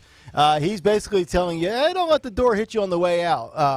And then also we got to get to the big story that happened with ESPN and Disney. It was Friday, June 29th, after we got off the air before the holiday break. Some thoughts on that, but we do have developments here. And those developments are, we do not have a morning mystery movie clip winner. Now, I thought the clip was relatively easy. Matt DeSantis says, no, it is very difficult. It is definitely difficult. Nobody's gotten it right. Okay. Yeah. Now, I'm going to give you a little bit of a clue, a little bit of a hint. I'm not going to name the name of the big-time actor. But if you remember the movie Grown Ups and Grown Ups 2, there was Adam Sandler. There was Chris Rock. There was David Spade. And there's another guy that's always in this little ensemble of comedians. And he is the lead actor in this movie. Let's play this movie clip one more time. Give the audience a chance, a second shot at winning these tickets to see Jocko Willink, a retired Navy SEAL who is doing now podcasting, writing, and public speaking. He's going to be at the Kimmel Cultural Campus on Friday, July 22nd. You'll get a pair if you can identify this movie clip. And now, The Morning Mystery Movie Clip on Kayal Company. Talk Radio 1210 WPHT. Told my mom everything about us. What are you talking about? You're acting coy. Come on, it's natural. No. No, I'm sorry, Paul. I don't know. Oh, snap. I'm going to weasel. So happy! Think you know what it is? Call at 12 at 855-839-1210, and you could win this great prize. And we will amend it. Just be the correct caller at 855-839-1210, and you will get those Jocko Willink pair of tickets coming up Friday, July 22nd at the Kimmel Cultural Campus. Forget caller 12, just the first person that can get it correct. Lorenzo might have stumped the audience. I forget when this movie was made, but it was in the last 10, 15 years. Actually, you know what? We have our winner right now. Okay, let's go to Sean in Levittown. Sean, what was the movie clip that we just played for you earlier this morning? The movie is Paul Blart, Mall Cop. That is correct, Paul Blart, Mall Cop. Congratulations, Sean. Did you know that the first time, or did you have to wait for that Yes, second? I did. Okay, so you did know. All right, very good. Yeah, I Sean, never call in the radio stations. yeah, I never used to either. I was one of those guys that would always listen but never call. So thank you so much, Sean. You got the tickets. You're Congratulations. welcome. All right, there he is. Have a good one. You too. Sean from Levittown, Paul Blart, Mall Cop, Kevin James, which, kind of hit or miss on that guy from time to time. King of Queens. Yeah, although, who was the wife in King of Queens? Oh, Leah Remini. Yeah, wasn't she into like the Scientology stuff for a Yeah, while? you're 100% correct. She's a little weird, I think. But she bailed on that though now. And then she claimed that the Scientologists were like trying to kill her or Mhm. something. I don't know if I believe that. Yeah. She'll get a reality show soon. I think she had one, Oh, didn't well, she? there you go. I Yeah. could be wrong. I Yeah. could be wrong. Okay. All right, couple of stories before we get to the cut sheet part due, which is about 5 minutes out. This was, of course, go figure. As soon as vacation comes, we talked about it this morning, First Amendment, free speech, Biden student loan bailout, all that stuff broke. But also on Friday, June 29th, before we broke for the 4th of July break, ESPN had massive firings. ESPN, of course, the sports property owned by Disney. And, this was probably their biggest purge of talent that I have ever seen in my life. It was a complete bloodbath. And this is what happens when Disney makes woke movies with non-binary characters. This is what happens when you are a sports network that allows your pundits to give political views 99 out of 100 times left-wing progressive political views. And a lot of times these ESPN personalities, especially the younger ones that are trying to cut through, end up being more known for their left-wing political views than what they're actually paid for, and that is to give sports opinions, be a personality, and try to entertain you. Like, this is not the ESPN that I grew up with as a kid in the 90s, where they would make pop culture references, mimic movie quotes, incorporate pop culture into sports, and have fun giving you a presentation, a recap, an opinion, or highlights of sporting events. And they fired a lot of big-time talent from, and I don't know if these names will resonate with anybody in the audience, but Max Kellerman, Keyshawn Johnson, Jalen Rose, Susie Colbert, Jeff Van Gundy. I believe they fired up to 20 on-air talent. I mean, these were not low-level air talents. These were not producers or behind-the-scenes stats and information researchers. These were people that were making $3, $6, $12 million a year with salaries, and they got rid of all of them. And I think a lot of this has to do with what Disney has become from a media conglomerate to all of their affiliated brands, and none of them probably bigger than ESPN and ABC. And ESPN just got rid of so many people. And it's a combination, I think, of the politics, it's cord cutting. You have a lot of people in this day and age that have gotten away from cable. that just stream things, and they're like, and we've talked about this, Dawn, and many times with, Fox News and CNN, a lot of these bloated contracts where if these networks and these shows and these talents aren't putting up massive numbers, and heck, I mean, even Tucker Carlson was let go despite being the king of cable news television, they're going to find a way to move on from these big-time personalities. And that's exactly what they did.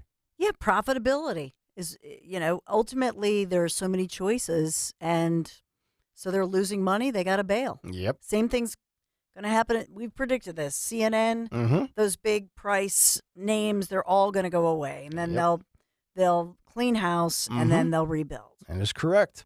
So that was a really big story. And then lastly, to wrap it up before we get to the cut sheet here in about 2 or 3 minutes, one of the things that I like about Bill Maher is that he agitates the left. And he's a big believer in free speech. Yeah, we give 3 weeks of. There was that was actually a little bit of Zioli on the fly right there. Zioli doing a show from home right now. But the thing about Bill Maher is he can't stand the left-wing woke losers that don't find anything funny. The ones that are always perpetually seeking to be offended and want to cancel you for a joke or something that they just flat out don't agree with. So in the latest episode of Real Time with Bill Maher, he talks about losing woke fans and how ultimately it's a net positive for him at the end of the day. Quote, I've lost a fair number of this, what I would call super woke, and it's good. Don't let the door hit you in the ass. You're no fun to begin with anyway. You have a terrible sense of humor, Maher said during a recent podcast with John Hamm, going after the left-wing woke mob. Hamm also noted it feels like the woke movement has peaked and that the overreaction nature of the movement is absolutely not useful, which we would all agree with here on this show. He goes on to say, quote, you're shooting yourself in the foot and then wondering why you end up walking with a limp, which is a great way to characterize it. So I think it'll be pretty interesting. And I bring that up because I mentioned this morning in the big take that, with the stories that we laid out for you, the big rulings over the last 10 days or so, you're starting to see that pendulum shift back a little bit. Certainly Democrats control the White House and the Senate. Republicans have the House. Conservatives have packed the Supreme Court. And a lot of these rulings, we're getting to the point now where you're starting to see free speech be permitted a little bit. And again, we're never going to get it to where we want it to be. I mean, guys even like RFK Jr. dealing with censorship, YouTube pulling things down. But you're starting to see this, and this is where I really agree with Bill Maher.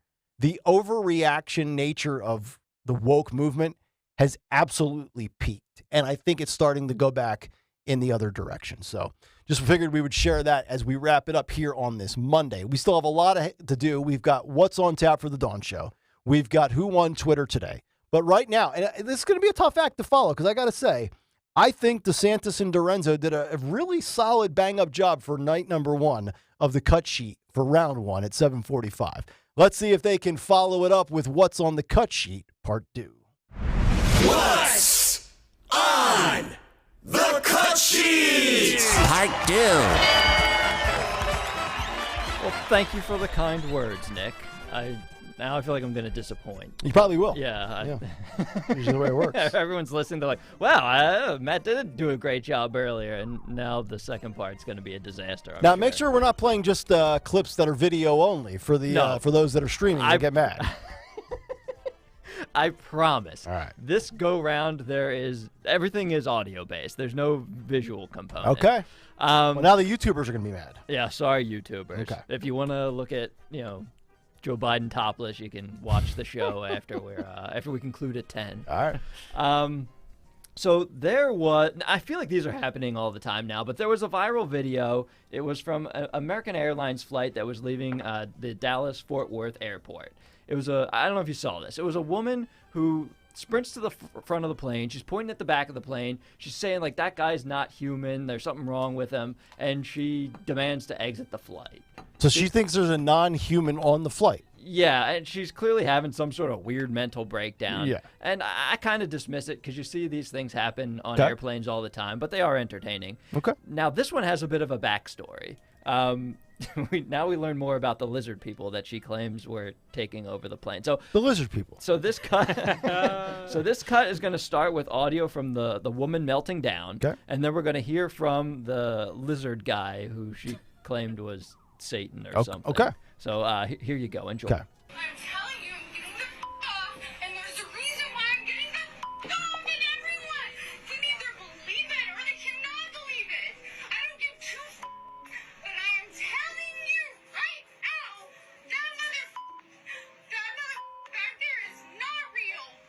All right, so the internet has heard the story of the woman on the plane with the reptilians. But thanks to her delaying the flight, I just got home, so now it's my opportunity to tell my side of the story as the guy in the hoodie.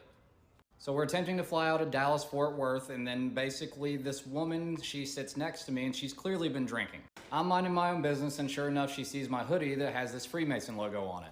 And on top of that, she noticed my ring, so she started to ask questions. Nothing dramatic, just asked me, do I know what these symbols mean? Why am I wearing it? What's the purpose? Yada, yada, yada. And long story short, I basically just say, hey, I'm a Freemason. I even briefly explained how I educate about Freemasonry here on TikTok. Next thing I know, she basically starts to grill me about low-level Freemason and that it's all Satanism and that it's ruled by reptilians and blah, blah, blah. So I simply put my hood up and I started to ignore her and basically just mind my own business. She starts getting louder and louder, and then basically she's like, you know that they worship Lucifer at the top, right? So I looked at her dead in her eyes and I said, I am Lucifer. I heard one individual laugh behind me, so I figured somebody got a kick out of it at least. She starts running up and down the aisles, freaking out, saying I'm a reptilian, and then all this other stuff, she's gonna get off the plane, yada, yada, yada. It doesn't show all the footage, it just says that she's trying to get off the plane because of, I'm not gonna say it here on TikTok, I don't wanna get banned, but then also talking about how, I'm secretly also trying to take over the world. So I looked back at the guy that was basically chuckling before, and I winked at him. So I basically whispered something under my breath saying that, Freemasons don't care to rule the world, we rule the universe. And I looked back at the guy that was laughing before and just kind of winked at him because he started laughing again. Well, I didn't think that she could hear me, but evidently she did, and it actually escalated it even further, and then they delayed the flight, and so on and so forth. So moral of the story, don't believe everything you hear on the internet. And Freemasons don't care to rule the world when we rule the universe. All right, there's a lot to break down and react to this one. Number one, that's courtesy of TikTok, the home of mental health breakdowns. We've documented that many times on this show. Number two, because I believe the YouTube stream's on a little bit of a delay, I'm looking at the guy. He's got red hair and red facial hair, and he's got all the tattoos on his face. His hands are all inked up. Not my kind of look. I'm not sure that really qualifies you to be a reptile. But the female, relatively good looking, the tight stonewashed jeans with the ripped jean look. She was pleasant to watch on this tape. Are we gonna grade her outfit? It's not as good as AOC's outfit. So 6.5. Oh wow, 6.5. I was gonna go 7.3. But one of my biggest fears in life now is we've seen more of these videos, and we've had them a lot on this show. I don't want to be on a flight with somebody that loses it. Oh, you're 100% correct. And I'm not even talking about in air mid-flight. I don't care if we just land or we're getting ready to take off. I do not want to be on a airplane with a basket case. That's just having a breakdown. Then don't go on an airplane. I know. I think I just want to have the most boring flight of all time. Let me get in, sit down. I don't want to sit next to anybody that's ripening mid-flight and starts to smell like an onion. Give me the drink. Give me a cocktail. Let me get off my flight and just. They know I can smell it. Exactly. I feel like and I guess a lot of this probably had to do with the pandemic and masks and flights, but it seems like there's a lot of agitated people, even more than before, on flights. I wonder that. So I don't. Has this been going on for all eternity, and we're just seeing it go viral now? It got because worse. We have access to the footage. It definitely got worse. I think traveling makes people stressed. Yeah. I mean, just traveling long distance in a car, much less a flight on But an it's airplane. always been that way. Yeah, you're right. I think they're making the seats. They're squishing more people in. Well, and then you've got the real big people that are outraged that they don't get two seats for the price of one. Exactly. Yep. By the way, I don't think I'd want to sit next to that guy either. No, he does look. No, they're both out of their mind. Who would you rather sit next to if you had to choose, the lizard man or the lady having the mental breakdown? Lizard man. Dawn? Yeah. Lizard Man or lady having mental breakdown? I will take Lizard Man every day of the week over that high-pitched, crazy shit. Yeah. Come on. Exactly right. And he's like, he sounds like a rational human being. He might have tattoos or whatever. I don't care about somebody what their tats are. It's just, she is a nightmare. Yeah. That one. The fact that she was so triggered, she was. I am worried, though, that if you choose Lizard Man, he's going to tell you about his tattoos for the entire flight. Yeah. I don't want that. Just put your earbuds in, pretend you're asleep. Yeah. No doubt she voted for AOC. Yeah, probably. Crazy chick. I would imagine. Yeah. She's probably from the Bronx. Agreed. All I know is I don't want to sit next to either one of them. I hate flying to begin with, so that would just put me over the edge. I mean, the thing with the tattoo on the face, you have to work in a certain industry to be able to pull that off, right? Yeah, like radio. Well, could you get a job in radio with tattoos on your face? I don't think so. Yeah. I mean, I guess if you're like a DJ, maybe, right? Yeah. But like, would sales hire you to do? Like, I mean, I feel like if you get a facial tattoo, it might as well say like I'm not getting hired. right? Or like, like your tattoo on your face that says "I work construction." Yeah, right? That's fine. Nobody cares there, but like you're not going to be able to pull that off in the workplace. No. Although in this day and age, I don't know if they don't hire you for it, you could probably sue and claim discrimination. Oh, then you get money and you don't have. Because everybody's a victim these days. That's kind of the best of both worlds. That's a good deal. Yeah. There you go. What else we have? All right, so. Have you been following this cluster munitions story at all? Yes. The Biden administration has announced that they're going to send cluster munitions to Ukraine. And there's a lot of people upset about it because cluster munitions are incredibly dangerous. Evidently, there's an enormous bomb that detonates and sprinkles a bunch of smaller bombs across a pretty substantial area. Yeah, wipe a lot of people out. Yeah, the smaller bombs don't always detonate right away if they hit mud or something that's not not making an impact hard enough to detonate. They just lay around and kids play with them, and it's a horror story. Yeah. So here's Jake Sullivan, the national security advisor for the Biden administration. This was at a White House press briefing kind of explaining why the Biden administration decided to send Ukraine these incredibly dangerous weapons. Artillery is at the core of this conflict. Ukraine is firing thousands of rounds a day to defend against Russian efforts to advance and also to support its own efforts to retake its sovereign territory. We have provided Ukraine with a historic amount of unitary artillery rounds, and we are ramping up domestic production of these rounds. We've already seen substantial increases in production, but this process will continue to take time, and it will be critical to provide Ukraine with a bridge of supplies while our domestic production is ramped up. We will not leave Ukraine defenseless at any point in this conflict, period. Second, Russia has been using cluster munitions since the start of this war to attack Ukraine. Russia has been using cluster munitions with high dud or failure rates of between 30 and 40%. In this environment, Ukraine has been requesting cluster munitions in order to defend its own sovereign territory. The cluster munitions that we would provide have dud rates far below what Russia is providing, not higher than 2.5%. And third, we are closely coordinating with Ukraine as it has requested these munitions. Can we give them anything else? We give them billions upon billions. Now we have clusters. And you ever see these stories where you end up finding ammunition or explosives that didn't explode from like World War II that are just laying around? This is obviously incredibly dangerous. Obviously, war was terrible. But when I saw this story, the first thing I thought of, I had Trump's voice in the back of my head again, that he would end this conflict in 24 hours. Now, whether or not he could actually do that in 24 hours, but there's no way on God's green earth that this would be going on right now. A endless proxy war that we are funding and fighting with Russia and Ukraine. This would not happen under Donald Trump's watch.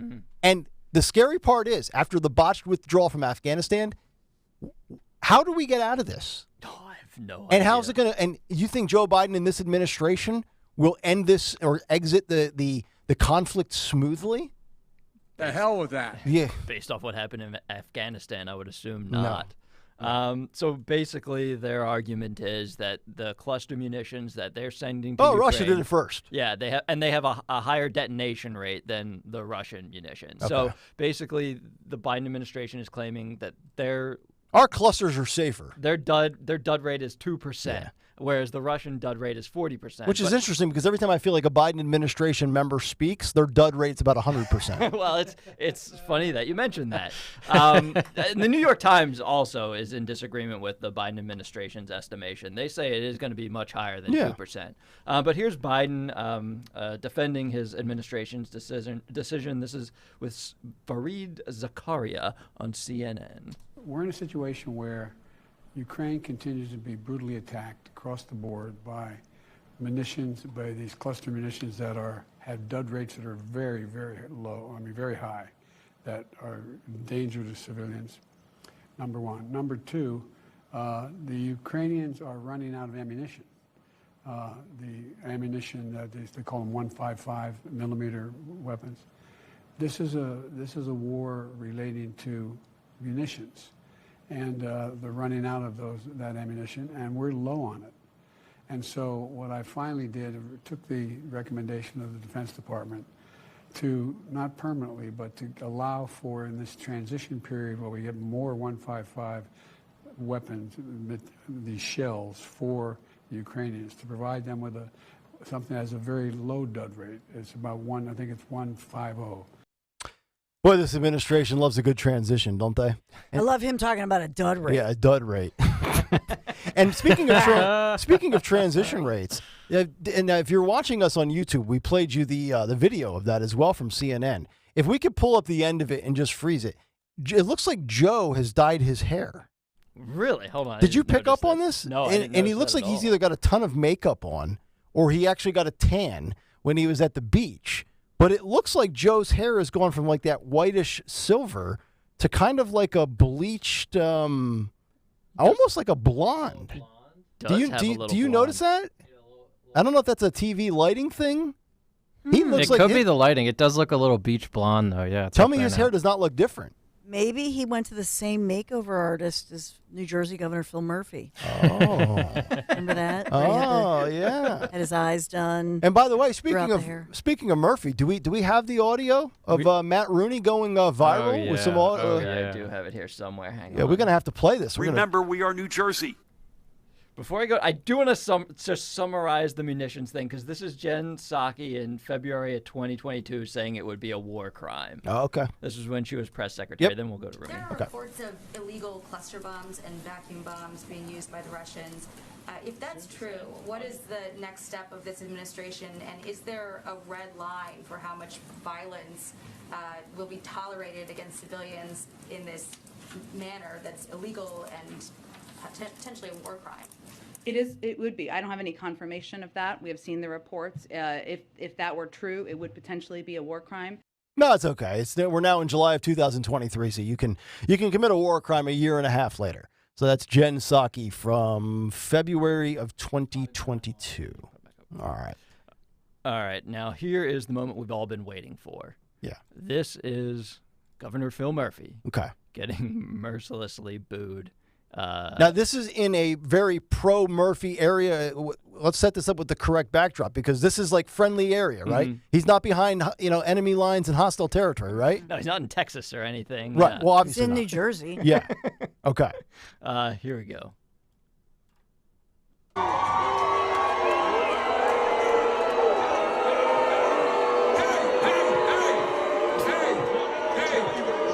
What did I tell you guys? Hey, listen to me. Listen to me. He didn't want to hear that. He's a buddy of mine. This is not about politics. He's a friend. And a respect to my friend.